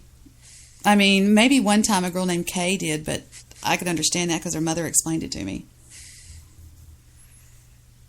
Why do you ask? Just curious. No, there's a reason why you ask. Why'd you ask? No, just that's the way it is. I mean, because I've had that in my life where I was like, really close, and this happened kind of recently. Actually, it happened a few times, and all of a sudden, but this was a person with mental illness. Well, what we're talking about here could be the same thing. I mean, I don't know. Yeah, and all of a sudden, just out of the blue, he just acted completely like out of character. That's what Goose does. He just all of a sudden just boom, and that's why I said I think he has abandonment issues, because when people have abandonment issues, they can be diagnosed with what is it? What is that personality disorder? It's called narcissism. No. It's called hold on. The book is called "I Hate You, Please Don't Leave Me." I've got that book out there somewhere. It's about borderline personalities. Yeah. And a borderline personality pushes away people when they start to get close to them. They never really bond with anybody. They'll start to bond and then they'll run. And the way they run is they push you away by insulting you or being mean to you to where you'll go. See what I'm saying? Mm-hmm. But then they want you back. Yeah, because they kind of come. It's a cycle that they do. It's called a cycle. Cycle of abuse. It's kind of an abuse cycle, and I was caught off guard. I was like, "What the fuck happened to Goose?" I mean, there was so many people were Skyping me. I mean, Stabby, everybody was Skyping me, going, "What the fuck happened?" I was like, "I don't know. I didn't do anything. I didn't do a thing." And I think that he just all of us, probably somebody in the BWC was like, "What are you doing talking to that old hag?" Or you know how they do each other. Peer pressure. That's what I meant by peer pressure. So you think it was kind of a shit test? A shit test? What does that mean? Well, like to dump on you and then see if you'll take him back, kind of thing. Kind of a shit test. Dump on you to see if you'll take him back. Like people do that sometimes who have those abandonment issues. They'll shit on you, and then to see how forgiving you are, because kind of, like they never got that unconditional love, and you can, like with a parent, you can do whatever you like. With a parent, you can kind of do whatever, but they'll still accept you. I mean, exactly. Yeah. And I know that he has had a history of problems with whatever, And I'm not even, but yeah, I mean, and do you think? I wonder if that's an issue, like, and that's kind of what they do, because I've had friends who but they have mental illness, but they kind of like they shit on you, and then they want you to accept them back after you've been shit on, and it's like after a few times. And I had a girlfriend that did that too. She shit on me, and then she'd be very like sorry and apologetic. That's borderline personality. Yeah. Well, it can also be another thing is bipolar disorder too. Bipolar disorder is you don't love, you adore. You don't dislike, you loathe. You don't, everything is exaggerated in the bipolar disorder. You're either way up and, I feel great, or you're like, God damn it, I feel like fucking, I'm so depressed. You know what I'm saying? That's bipolar. It's bipolar, like there's South Pole and North Pole. You're either one extreme or the other. Narcissism is where you don't care what you do to people. You're like, I have no guilt. Like, No you shame, yeah. lie about people, like that's what I think that Bathtub Girl has, because for her to do the things that she does and say the things that she says, she's got to have no conscience. And besides that, I know her history in real life is what I've heard that she does that. Excuse me. But borderline personalities are, if my memory serves me right, they are, I love you, please don't leave me. I mean, I hate you, please don't leave me. You see what I'm saying? They're kind of they're rubber band.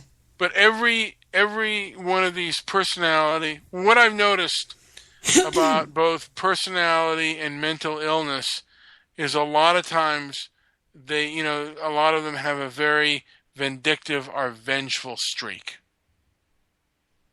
Brilliant. Yes, you put that brilliantly. Because, like, for example, do you remember the show I was having the other night with Goose when everything was hunky-dory and fine, blah, blah, blah, blah.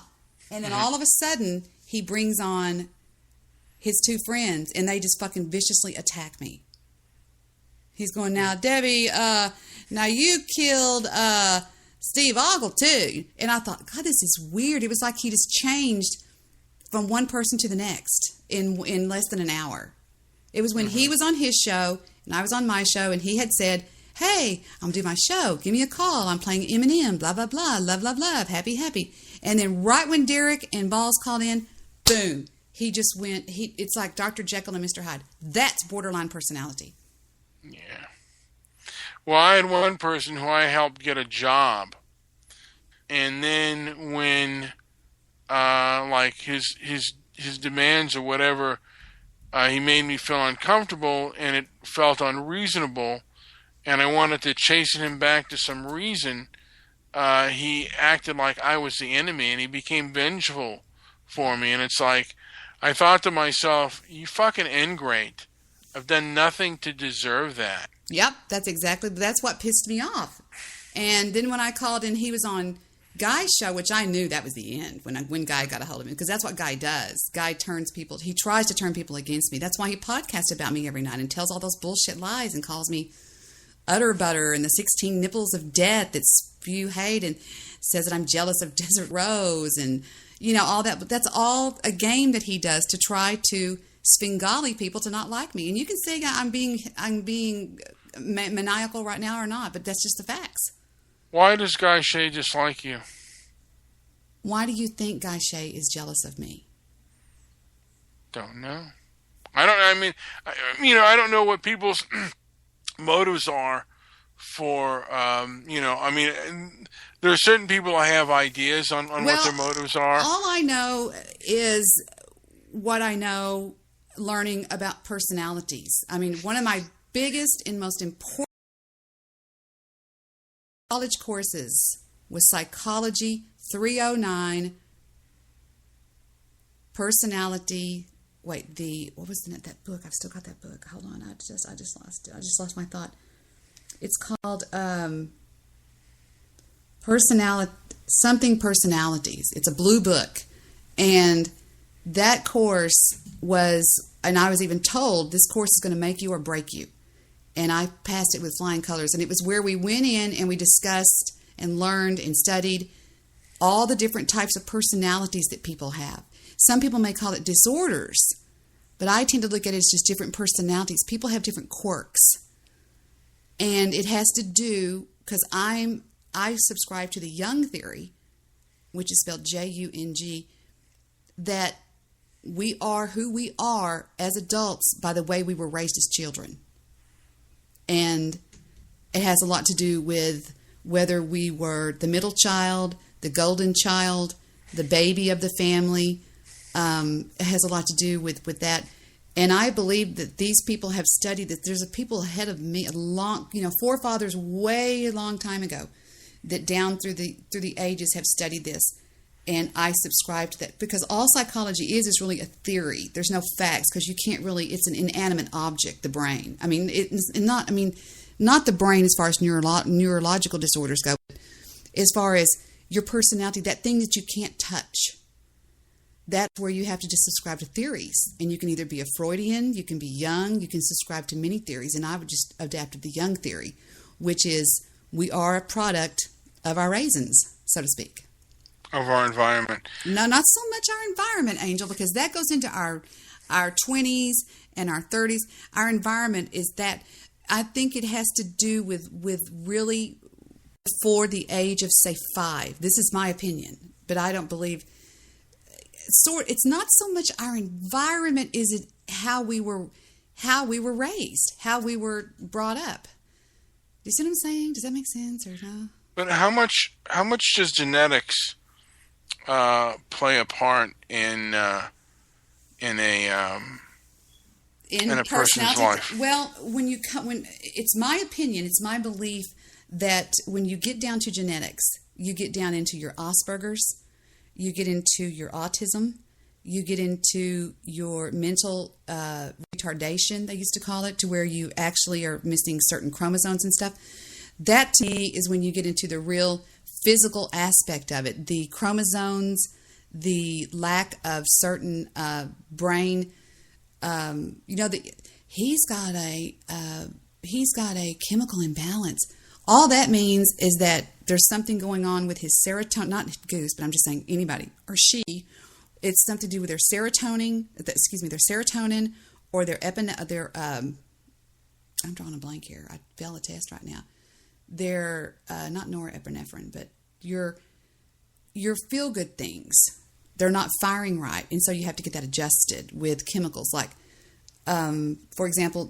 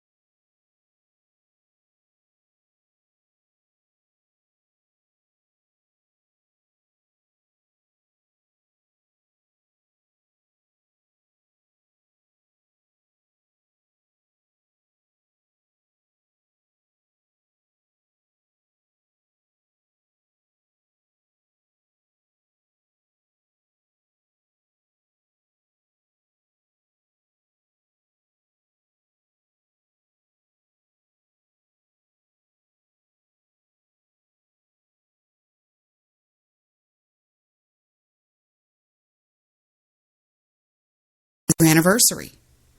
And she sat there waiting for him. And I knew that he was at the Police Olympics with Robin. I knew he was. So she calls down. She goes, Deb, have you heard from David? I said, no, I haven't, sweetie pie. She goes, I've been sitting here waiting. She calls down to the hotel. And the guy goes, he and Mrs. Bean checked out about 4 o'clock. David said that I told Sandra about Robin. And that's what. So she filed for divorce. She came to me to borrow $1,750 to hire this lawyer. I said, Sandra, I'm going to loan it to you, but I don't want to know what this is for. I gave her the money. David went batshit crazy. Batshit fucking crazy. He wanted his cake and eat it too. He wanted Sandra and Robin. Okay? And he was living with Robin. I mean, I'm telling you, I couldn't do that to save my soul. I couldn't even run over a dog. I mean, we're like two different people. What do you think made him that way? He was the golden child. He was the baby of the family. Haven't you ever heard that song? Have you ever heard that song? I played it a long time ago on Blog Talk Radio. I said, it's the one that goes, when I was born, I was a good boy. I was a good boy, and I used to run up and down the hall, and then came the other. If my computer worked, I'd show you what I'm talking about. I mean, it explains it perfectly. Oh, what a lonely boy. Oh, Yeah. But there are some people who are golden children, like the person that I work with. Her brother was a golden child and is also a very noble, good person. I mean, not this one. I've talked to relatives of mine who said, Deborah, you were his punching bag. I mean, my Uncle Paul despises my brother. And if he's listening, you know what I'm talking about, Uncle Paul. He despises him because he was the most spoiled, rotten. My mother spoiled him rotten because Dad was overseas a lot and stuff, and that was her little. And then when I came along, he was like, "What the fuck? Who the fuck are you?" And he tried to destroy me. I mean, literally, he did. I mean, I wouldn't lie about this fucking shit. I mean, why would I lie? I would tell you that, it was equal squeakle, equal pisqual, but it wasn't. David would blame me for everything that he would do. He would do stuff and blame me. I'll get Victor in here. Victor will tell you that David was horrible. Horrible. Victor had to fire him for flirting with girls, and they got wrote up at the Dallas Sheriff's Office for it. He just, I know I never really talked about this, but he's horrible. But he's David, and whatever, And the difference between he and I are day and night. The difference between him and Jay were day and night. And I used to be so mad that, oh, never mind. Yeah. You know what I'm talking about? Well, as far as like your husband's family, is he the baby? Is your husband the baby? No, Andy's the baby. Now, yeah, but everything is Gina. Gina. Every time. So she was the golden girl. She was the firstborn. Now you're adapting to the young theory. That's what I'm talking about. I wonder what it was like in your family because you're a twin, right? Yeah. Well, my brother was 6 minutes older, but it could have been like he was six. In some degree, could have been like 6 years older because he kind of took on, to a degree, the older brother role. To a degree. I'm sure your parents pushed that a little bit. A little bit more my father than my mother, and my father was far more unfair as far as treatment goes. You were the disappointment, right? To a degree, but I was more like him as far as disappointment because we're both kind of clumsy and stuff like that, and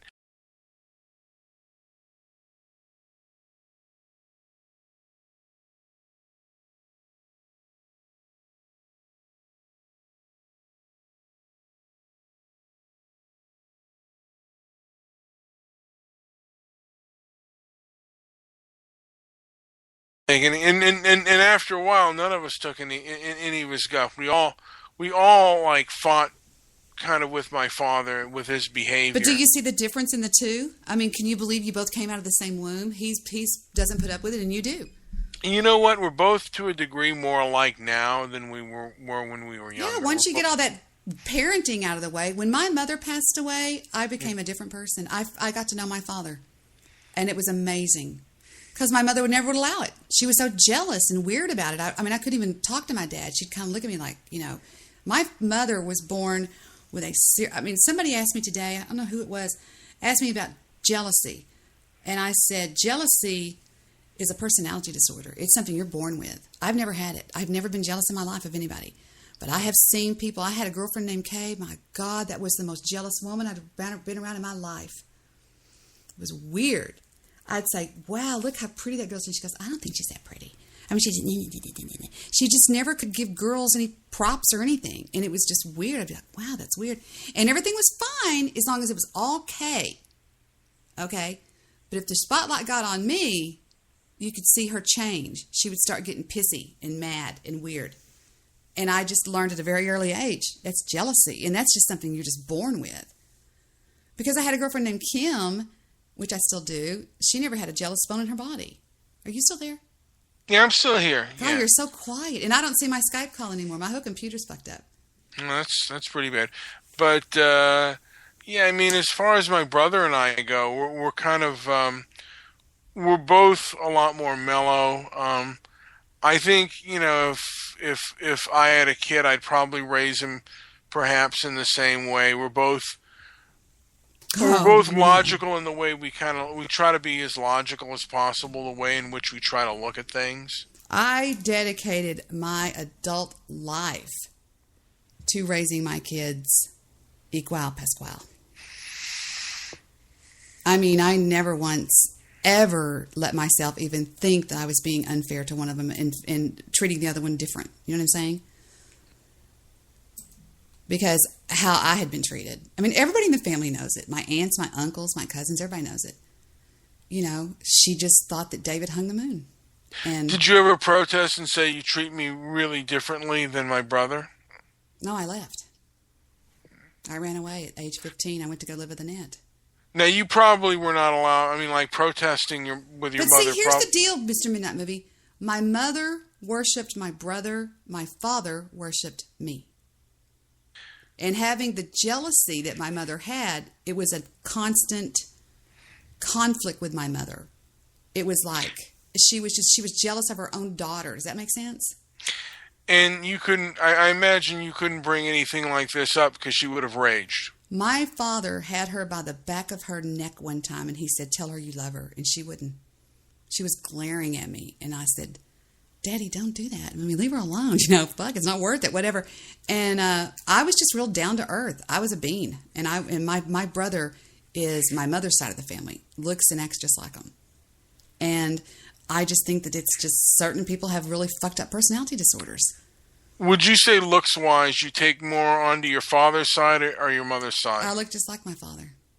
I have a pug nose, blue eyes, the shape of my face, my hands, everything is just like my mom, my dad. So my mother has a Roman nose. It's a straight nose. She had a small mouth. I've got my dad. I look just like my grandmother on my dad's side. Is who I look like. So here's the deal.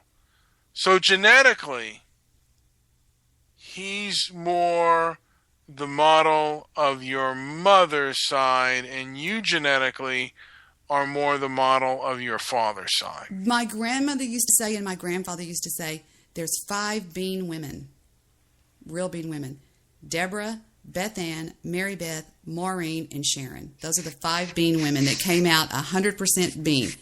And I didn't come out anything like my mother. Because, and your your brother takes more after your mother. Mm-hmm. Just like and you take more after your father. 150%. And my mother had my mother was a 50s wife and a 60s wife that would get the shit slapped out of her if she talked out of line. And I never would. I could say anything to my dad. And she just developed this seething envy, this seething jealousy. Not jealous of me, but just she wanted the attention on her. Do you know what I'm trying to say? It's really hard to describe, but who did the youngest take after? He was my baby. He was my angel love. I remember not long before he passed away, he was staying with me in my apartment, and I heard him wheezing in the middle of the night. He had asthma, and I remember getting up and going and waking him up and giving him his inhaler. He was my baby. He was my angel. I loved him so much. Big old boy, great big boy. He was taller than my brother, and David hated that. He was a big old boy. He was a bean. Beans are known for their sense of humor. I mean, a sense of humor that would just kill you. I mean, you should see when they're all together. Victor thinks it's the funniest thing he's ever seen in my life. Just the way they act. They're just really funny people. I mean, do you think I've got a good sense of humor? Yeah. You should have seen my dad. He was unbelievable funny. He would walk by a mirror and he'd look and he'd go, "Damn, live forever, you motherfucker." He was gorgeous for one thing. He was really a handsome guy, and he was just funny. He was just a funny guy. I can't describe it. Funny guy. And it has a lot to do with, I think, in my personal opinion, like I said, I subscribe to the Jung theory, which is birth order. It has a lot to do with birth order. Yeah, usually the older one is a little bit more serious and probably more bossy.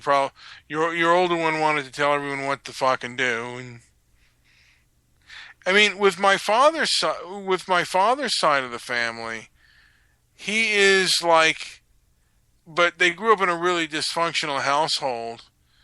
He's like one's an accountant, and one has done plenty of jobs here and there. I think she's college educated. She was going to be a nun at one time, but both of them have a very calm demeanor, and he is like the least calm. Just like he is fiery, angry, and just like just a firebrand. And I'm like, chill out.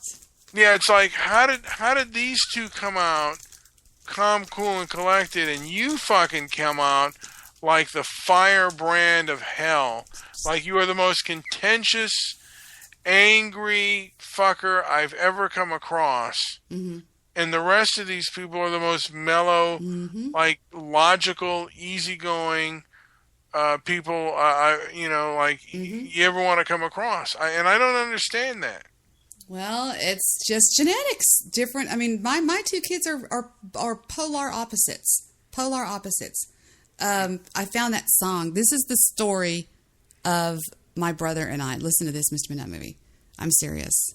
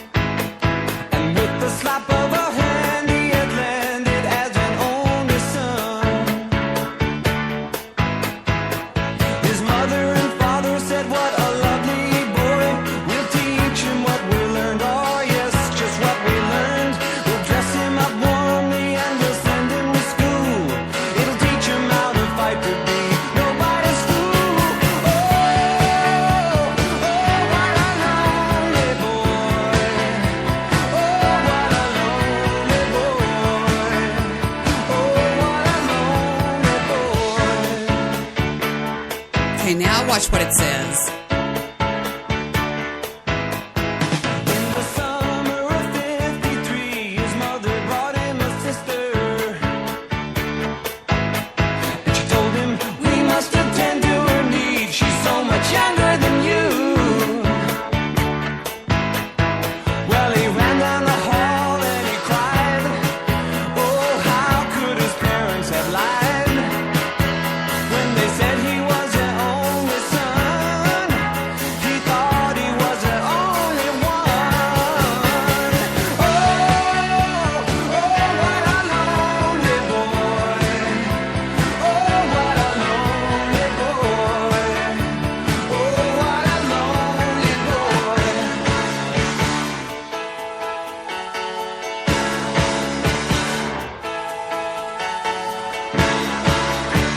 Now they talk about the genetic part of it. Listen to this in the last part.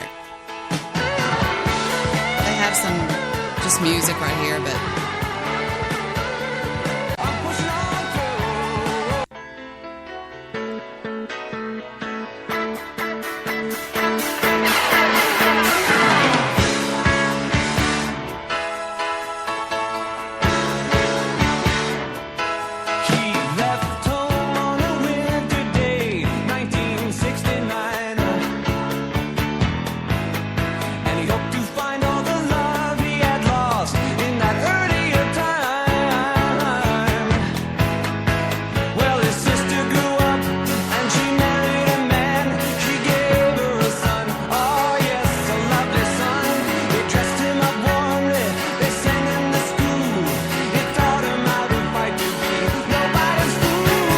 See, the sister had a child that turned out just like her brother, an asshole, a very selfish person.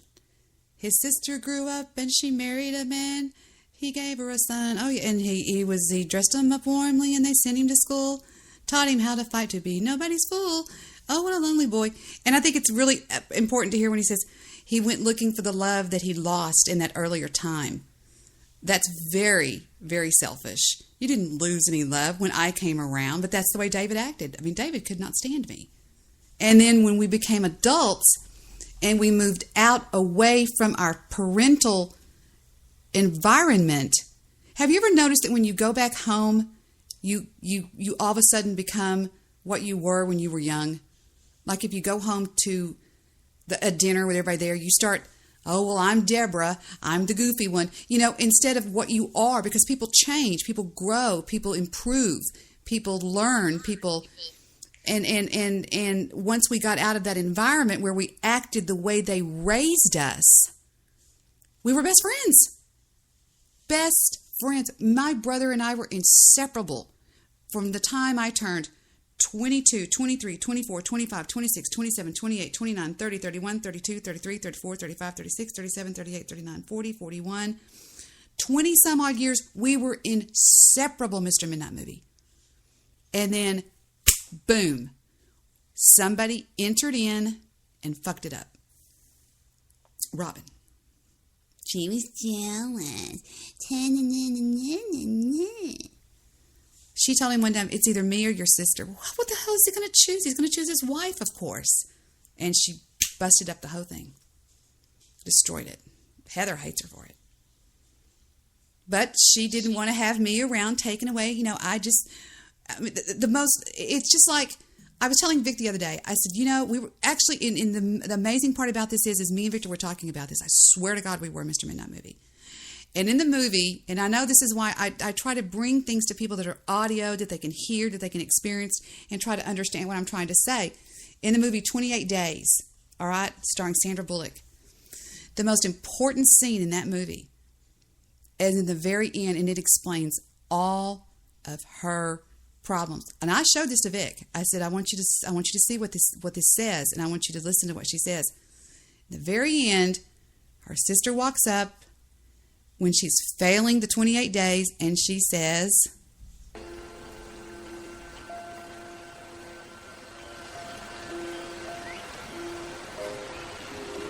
this would be like David speaking to me, or whatever out there, everybody listening. This would be if you have the same problems I have, or whatever. Gwenny? Just listen. I'm sorry. I don't know. You want to know how I feel, Gwen? How I always felt around you? Small. And you have this way.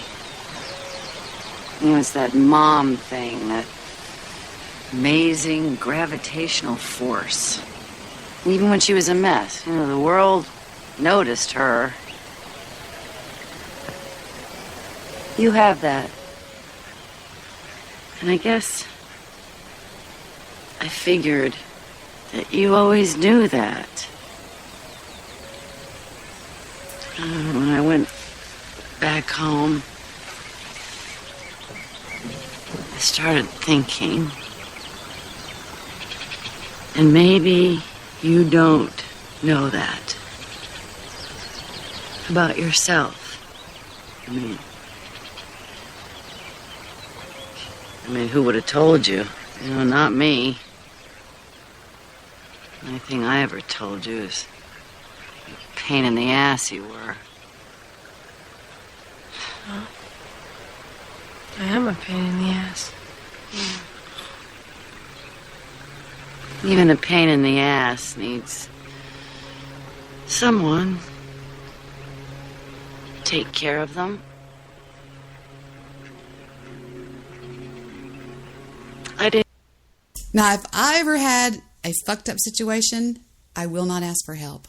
My pride is so high, and that's exactly what's wrong with her in 28 Days. She's hooked on Vicodin and all this weird stuff. Her mother died, and I don't know about her dad. I don't know where her dad is.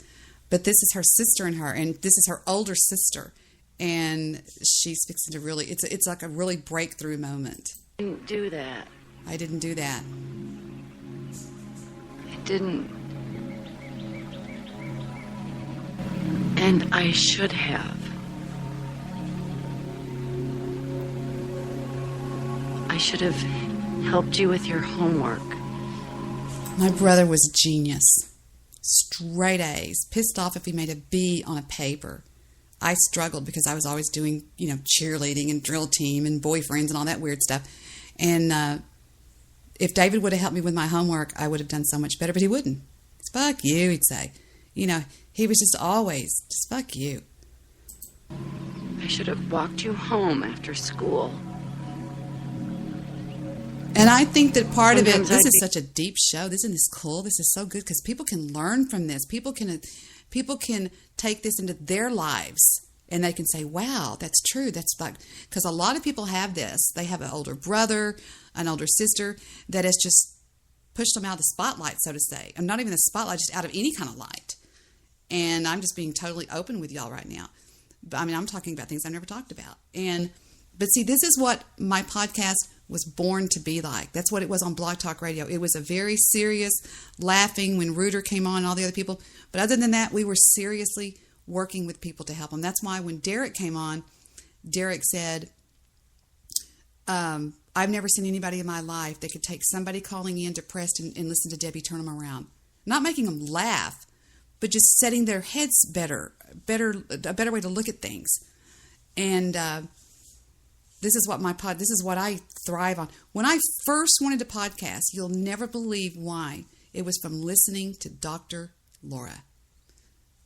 Heather will tell you, I remember being in the pool, in the house, in my room, everywhere I went, it was, now go and do the right thing. I'm Dr. Laura, 1-800-Dr. Laura. Kevin, you're on the call. Hi, Dr. Laura, thank you for taking my call. And then there she'd go, or there they'd go. And that's what I wanted to be, was the next Dr. Laura. Because I had what I thought, well, everybody always told me growing up, that you, even in my high school, in my college, whatever you call it, those albums that we get with all the pictures and stuff, they wrote, Debbie was always there to help people or whatever. I don't know. And I just think it's just, they call it family dynamics, Do I make mistakes? Pretty much every day. I piss people off.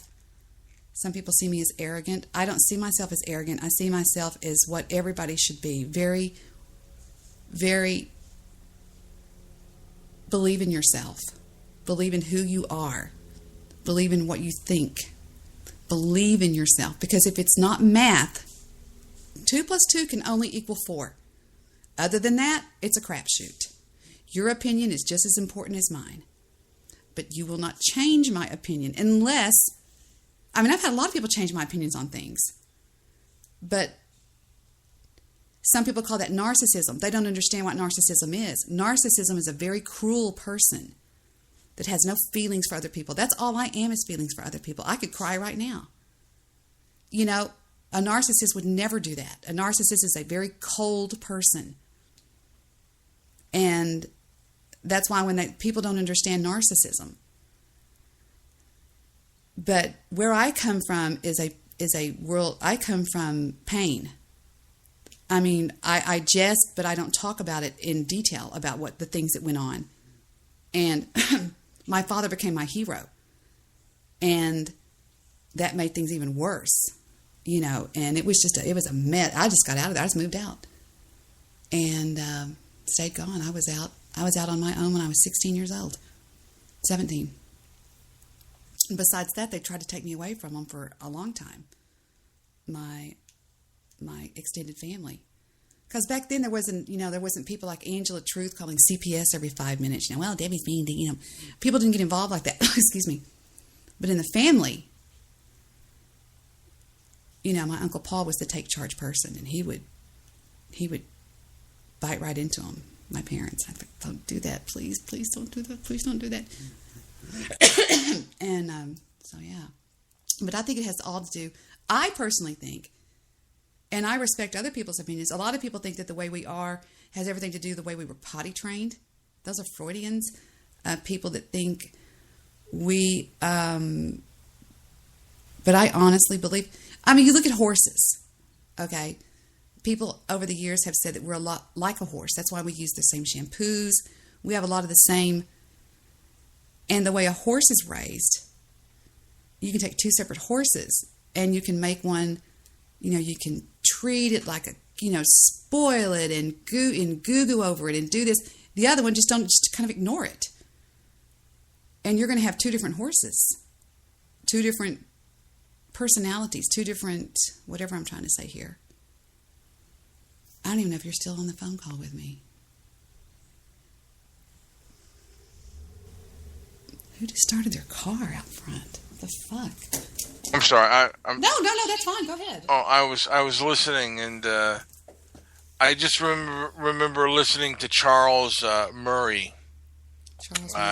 Charles Murray wrote the Bell Curve, and what about before you go to the Bell Curve? And I'm going to remind you. What did you think about what I played you in 28 Days? That was interesting. Mm-hmm. When I heard that the first time, it put a knife right through my heart. I was like, fuck. That's exactly what went on. But anyway, The bell curve. What is the bell curve? Well, the bell curve is about IQ. Mm-hmm. And how much of it is set, in the womb, and how much genetics plays a role, and basically I heard most of the gist of the bell curve is the lower your IQ is, the more difficult your life is going to be. As far as economically, socially. Have you ever had your IQ professionally tested? No, I have. I may have. Well, I don't know. I didn't score that. I'll be honest with you. I didn't score that high in the beginning, but I think that over time, particularly when I got to college, I'm pretty sure that my IQ shot up a little bit over time. IQ is logic and reason, and it's not, who was the first president of the United States. No, yeah. You know what I'm saying? I know, It's mathematical, what do they call those? It's a pattern, excuse me. It's patterns, logic, and reason. And I've got my fan on over here because my computer, I've got 3 computers in front of me, and they are hot as piss. Go back on mute. Are you on mute? Yes, I am. Oh. Keep going about the bell curve. That was interesting.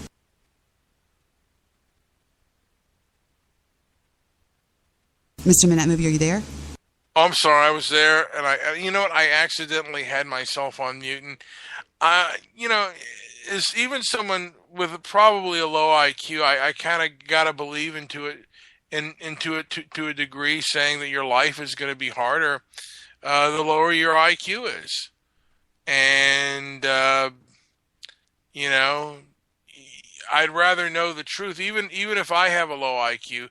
I'd rather know the truth than the bliss of ignorance, just at this point in my life. And I think, you're better able to correct things the more you do. Now, there are a lot of people who rail against the IQ test. And I wonder how much of it you can change and raise up, because, for example, I think Ben Carson would have probably had a low IQ in the 5th grade when he was first starting school, but for his mother's intervention, became a neurosurgeon. So I wonder how often IQ and other things are misdiagnosed in children, and they're just not putting forth the elbow grease. Just a curious thought out there, that how often children are put at unfair disadvantage by the school and educational system that we have today, that basically don't require them to work or don't challenge them, and then they have a difficult life for adulthood. Debbie, are you there? Yes, I was listening to what you were saying. Okay. Yeah, and that's kind of the gist of it, and how much role a parent really has in the way a child turns out, what their likes are and dislikes, because some things are already set. For example, I'm pretty sure, because my brother and I are twins, and I hate fruit, and my brother enjoys all forms of fruit. I hate bananas. My brother can go through a thing of bananas. He loves fruit salads. Fruit makes me gag. And I know that I was born with those kind of taste buds, where eating fruit would I would have a visceral reaction to that. And my brother would not. I remember they did a twin study on my brother and I. It was just a short one. We were getting paid for it. And my brother didn't want to continue it. Did you ever study genetics? very limitedly.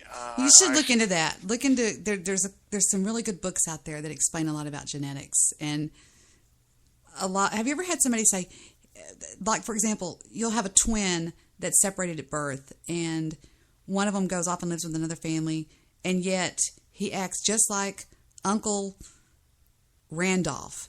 You know, when you finally meet him one day, oh, you're just like your uncle, but he never met him. And people nowadays, and not nowadays, but people over the years, over the centuries, have said that personality is not hereditary. I completely disagree with that statement. I think that personality is extremely hereditary. My brother Jay acted just like my grandfather. I mean, he walked like him, talked like he had the same moods as him.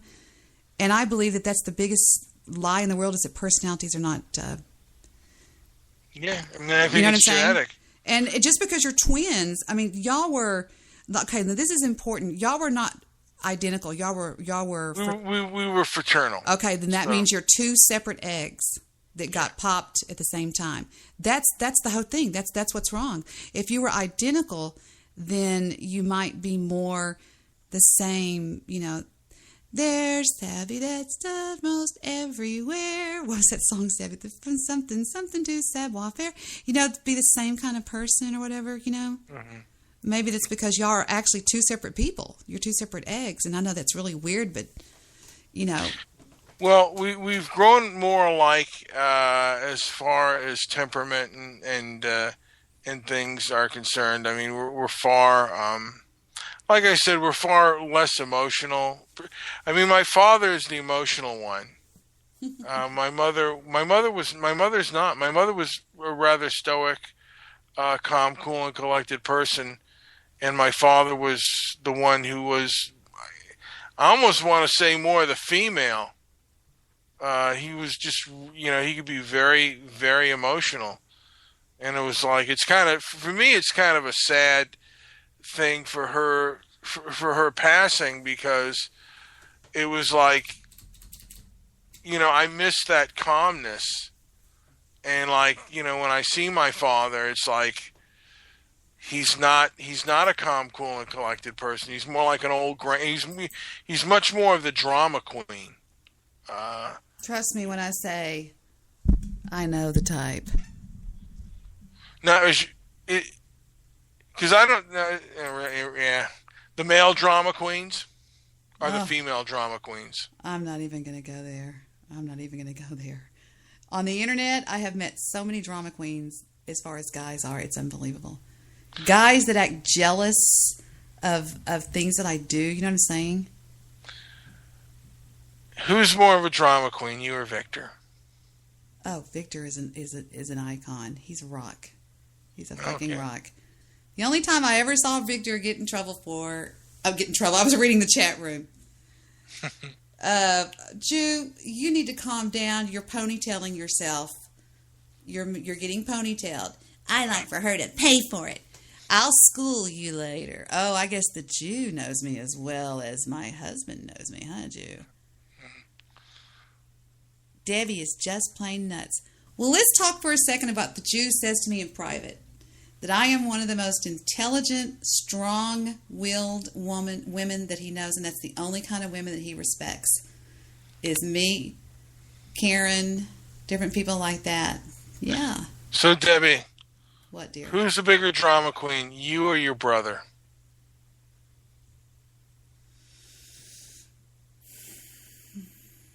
What do you mean by drama queen? Like, gets easily contentious, easily upset.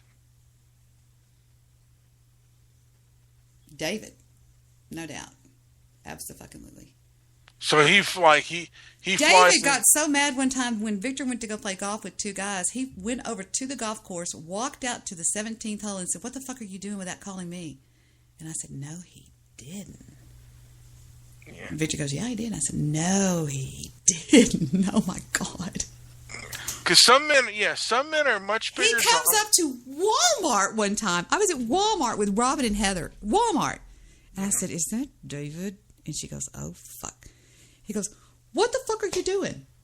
You've been up here for like 2 hours." And Heather goes, "David, Uncle Day Day, don't talk like that. And he goes, shut your mouth, little girl. He goes, you won't sass me like you do your fucking mother.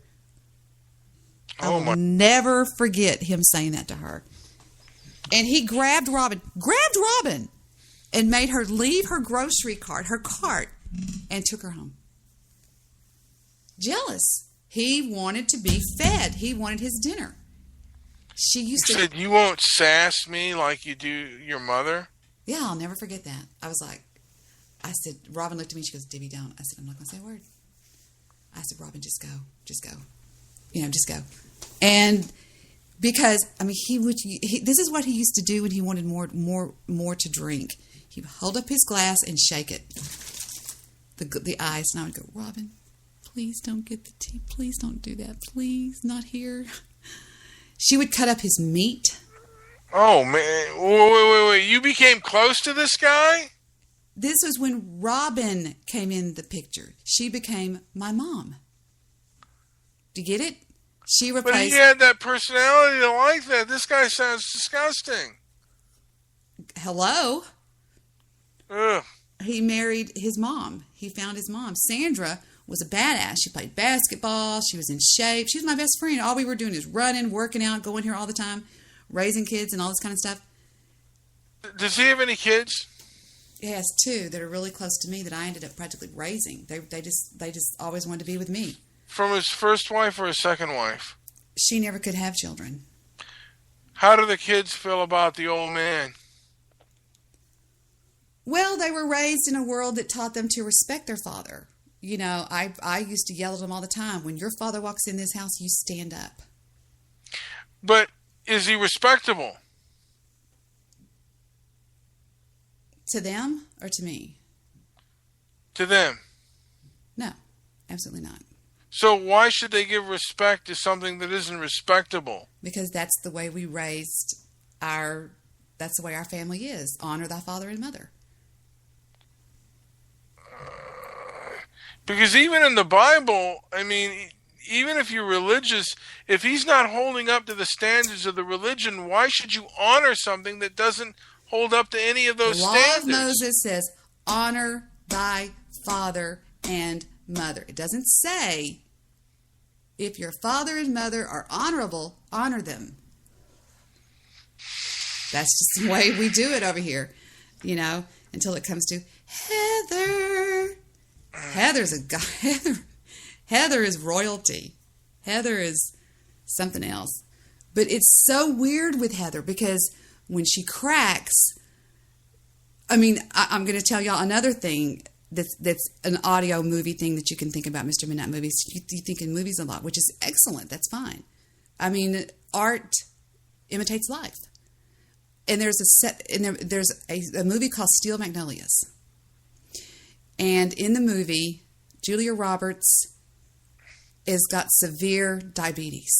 I mean, so much so that if she gets pregnant, it'll kill her. She becomes pregnant, and she is so smart-ass to her mother. She's like, well, I just don't think that this pink... But she treated her mother like a dog. And in this one scene, when she goes, I cannot believe you are pregnant, she tells her that, and she goes, and she looks at her, she grabs her hand, she gets on her knees, and she looks at her with the most amazing fear in her eyes, and she goes, I need you for this, Mom. I can't do this without you. That's Heather. Heather is like all uppity, and like, oh, Mom, blah, blah, blah.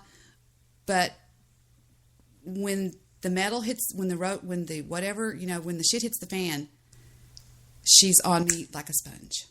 And she's just, Mom, I can't live without Mom. She's just got to have Mom. But other than that, so it's sort of like and that's another type of a personality.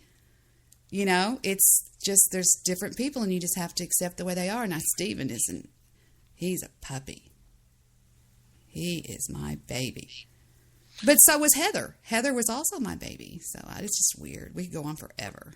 But some of that is because some of that is facade, like, it's the front that they're trying to portray, yep.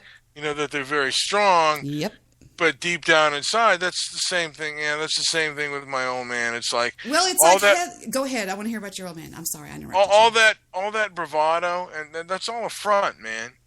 I mean, all that's all. What would happen if you got hurt in a car accident and you were in the intensive care? Where would he be? He'd be there. Would he ever leave? Probably not. Probably not. But like I said, his ego, for him, it goes back to his childhood, Mr. Midnight Movie. And that's but still, it's hard because to a degree, we both know that ego comes first, and he's not logical. And it's like, fuck, dude. I mean, because we talked to his uncle. His uncle's into accounting and economics and this and that, and he's very rational. And then we talked, but I mean, I think he got kind of the short end of the stick. He was the oldest in an alcoholic family. Yeah, he was raised in a time when there's no telling what happened. Well, I mean, he was beaten with a wet rope and. Oh shit! I lost my fingernail that hit the microphone. The Jew is being ridiculous. Jew, stop. The Jew needs a belt beating. No shit. You surround yourself with effeminate men. Hence, that is why I'm not on the air. No, I surround myself with real men. Men that will fucking look at men like you and say, fuck you. Debbie's a good podcaster, and I'm lucky to be on her show because it's a popular show, and I'm not going to act like you. You sold out. You are talking to you right there. You are the narcissist, and yes, you did say that to me. And what does a ponytail mean? That means you're acting like a fucking girl. Fuck you. Was Uncle Maury ever hit with a belt? You know, I don't know. I don't believe in that kind of spanking, but, you know, come on, man. Don't call me effeminate, dude. I'll take my belt off right now. Don't you see the dichotomy here? Don't you see the irony here? Okay? He's the effeminate because he's bending to peer pressure. You don't think he'd like to be on the show right now and talking? Don't you think that he is intelligent enough to give the most wonderful information and input and not be a fucking asshole? No, he bent to the chat room. You don't. You're the man. You're the real man. You, JP, and several others say, fuck you guys. Lester goes, fuck you. I don't give a fuck what you say. I'm going to come on Debbie's show because it's a great show. It's got great topics, great banter, great panels, discussion. You're the effeminate Jew. That's what you guys don't see. You don't see that it's the opposite. And usually, I'm sorry, Angel, go ahead. Yeah, well, he can bring things to the table, but he chooses a lot of times not to. And he chooses more times than not to take people off of topic. And it's kind of a cruel thing, and it's mainly for his own enjoyment. He's an asshole. Than the enjoyment for the show. That's, and I could be as wrong as rain. Don't say that. You're not wrong. Well, no, but I mean, I'd be willing to be challenged on the facts, but on average... Believe in what you say, Mr. Midnight Movie. Believe that your opinion is what you agree. You're not wanting everybody to agree with you. Just state it and stay with it. That's your opinion. You're not right or wrong. That's your opinion. There's nothing right or wrong unless you're saying, Debbie, 2 + 2 is 5. I'm going to say, bullshit, it's 4. Other than that, that's your opinion. State it and stand on it. Don't say, I could be wrong, blah, blah. Don't say that. That makes people think, not just state it and stay with it.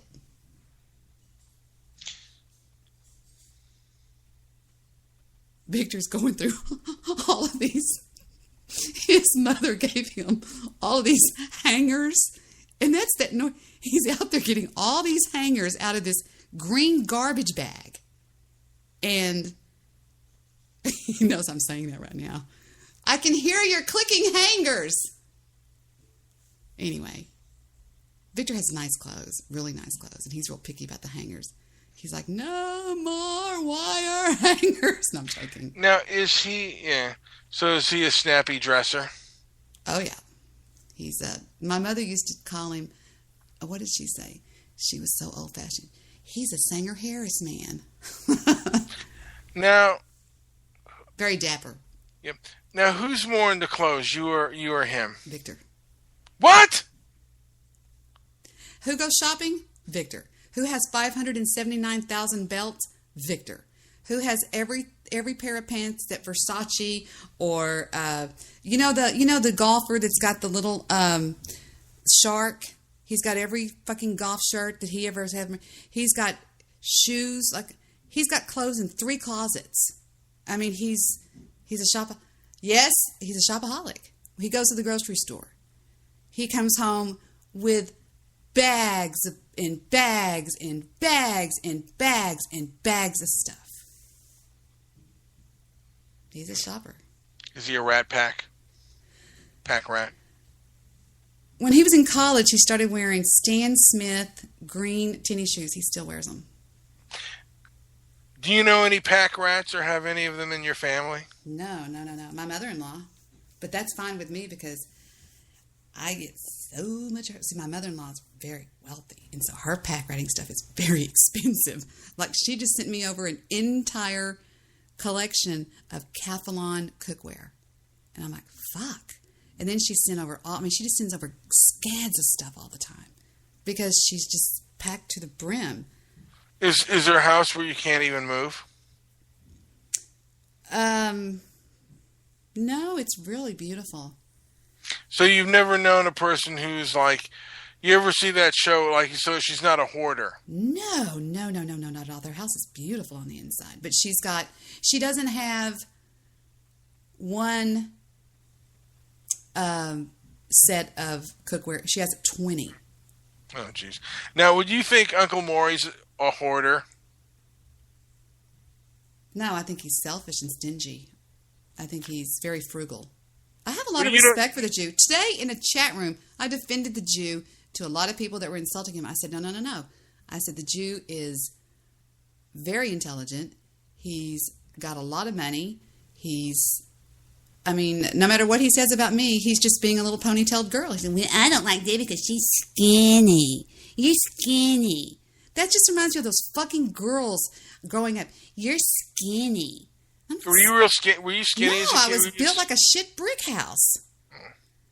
I was solid muscle, but I was very thin. I was like, when I was in college, I would have to go to the children's department to buy shorts. I was so tiny. I was one of those girls that was real tiny in the hips, real tiny throughout everywhere, but I had a rack, and I wore a size 6.5 shoe.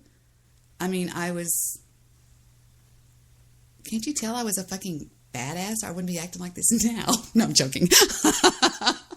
David used to take me dancing. David was my brother was a member of the Dallas Police Department's motorcycle gang. What's it called when they have the Honda Silver Wings? And David would take me on their cross-country rides because he wanted me on the back of the Silver Wing, It was just, he'd go, can you put one of those things in your hair like you do sometimes? I'm like, what are you talking about? The thing where you put it around the top of your head? Okay. Sure, David. But he would take me to the DCA club, the Dallas DPA, Dallas Police Association's club downtown, where all the cops would go and get drunk. He would take me all the time. And he was always like, oh, my sister's a badass. My sister's this, my sister's that. And, but fuck it. No, my friend had a girl who had really tiny hands. Mm-hmm. Like her hands were so slender and tiny. Uh-huh. I'm unplugging my other computer. Go ahead. Like when we went bowling, she would have the real tiny small ball. Yeah. Where, like my fingers could not even fit through there. So what does that have to do with anything? I was just curious. Are your hands and then there was another girl that had really big, huge hands. I don't have big, huge hands. I have piano fingers. I have real thin fingers. Do you want me to turn on my webcam and show you my hands?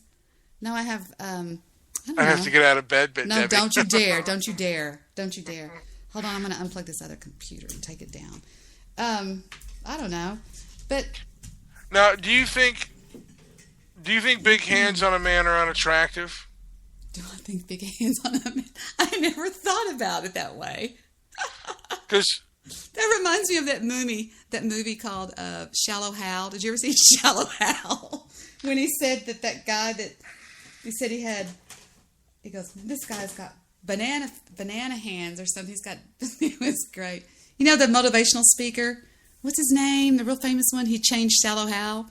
Shallow Hal. Did you ever see Shallow Hal? No. Tony Robbins, but yeah. Well, big hands, by the way, for sports, they're great. And you know, like if you're a boxer, can you palm a basketball? I think so. I think so. You don't know? Yeah, I can palm a bat. Yeah, can you? Now let's ask you again. Can you palm a basketball? Yes. Say fucking A, I can. Say JP can't. No, I'm joking. No, I can. Yeah, I can palm it. You can palm a bat. You can't palm a basketball?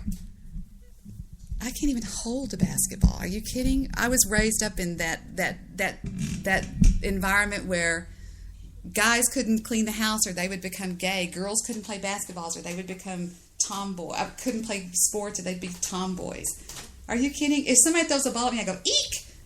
Really? Because you look like a badass that like could catch a ball and, you know, throw a punch and kick some guy in the nuts. I've never once been in a physical fight. I've never once been hit. Nobody's ever hit me. Victor's never raised a hand to me. I've never been in a physical fight. I can run and I can play golf. And I can hit a softball pretty good. Ah. Where'd you learn to do that? My brother. So you can hit a softball. Can you catch a fly ball? I've tried, but I'm too scared of it. I'm like, eek! You know, I just don't do it. I mean, I don't know how to do it with a glove and stuff like that, no. Yeah, you got to attack the ball, though. That's the secret. Listen to you. You sound like David. Now, David taught me how to hit a ball. He said, do not take your eyes off that ball when I pitch it to you. Ready? And he would slow pitch it to me. Like we would go to these slow pitch softball tournaments out of town with all the guys. Excuse me. And when the wives would go, I'd go, and David and I would never sleep at night. We could never sleep at night. Neither one of us. David's up right now. And we would go out on the field, and David knew how to turn lights on, and he would say, now I want you to throw me some grounders. And he taught me how to throw it up and then go pop and hit it to him, and he would, you know, be practicing and stuff because they were real serious about their games and stuff.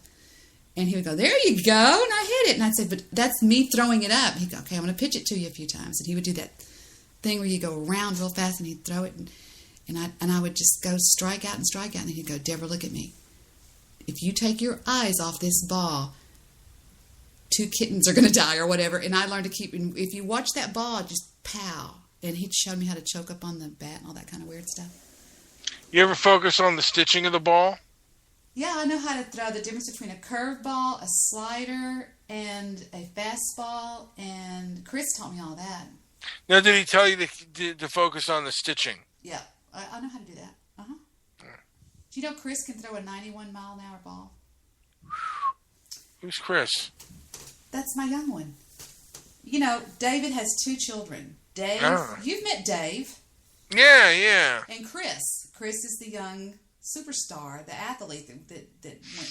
He lived with me all through high school because he just wanted to live with me. And Dave and I were inseparable for the first, half of his life. And can you still hear me? Because I'm laying down.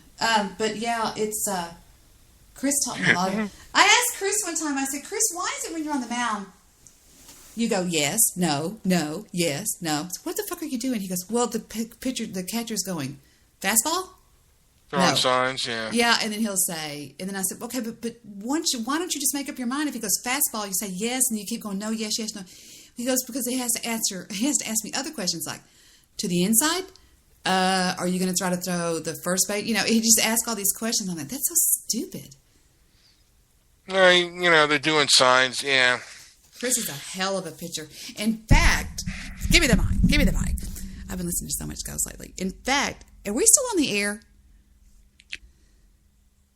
Wow, we've only been on the air for 199 minutes? What the fuck? Or something. I don't know. Maybe I need to reset that. Maybe we're off the air. Fucking pinched nerve is killing me, Debbie. Oh, I can do better than that. Remember when Philip and I were riding that ride at the State Fair of Texas the other day?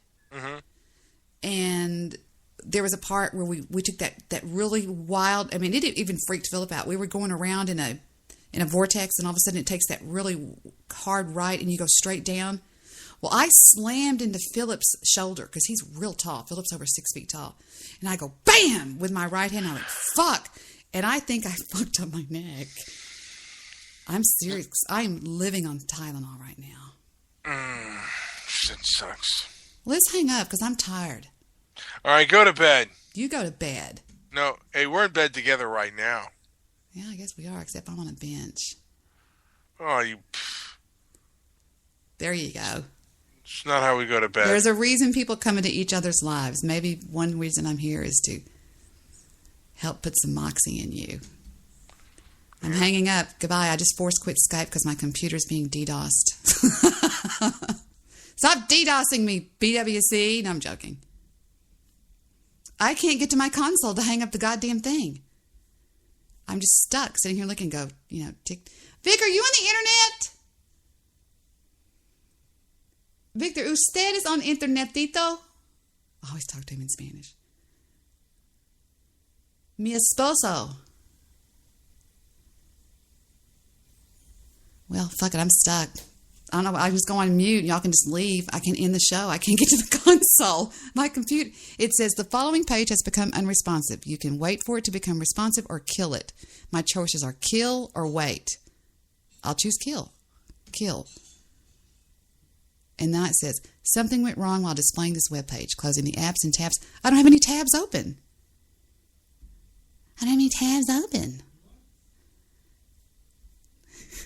He's listening to me. What's that?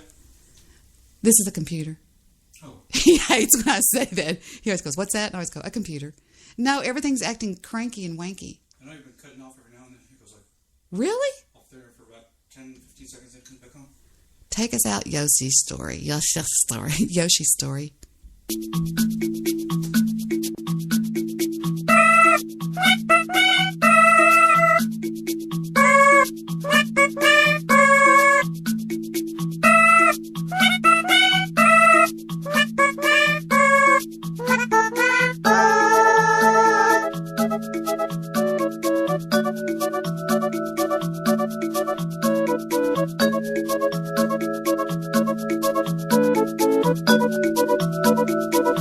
Guys, I can't end this. I swear to God, I can't.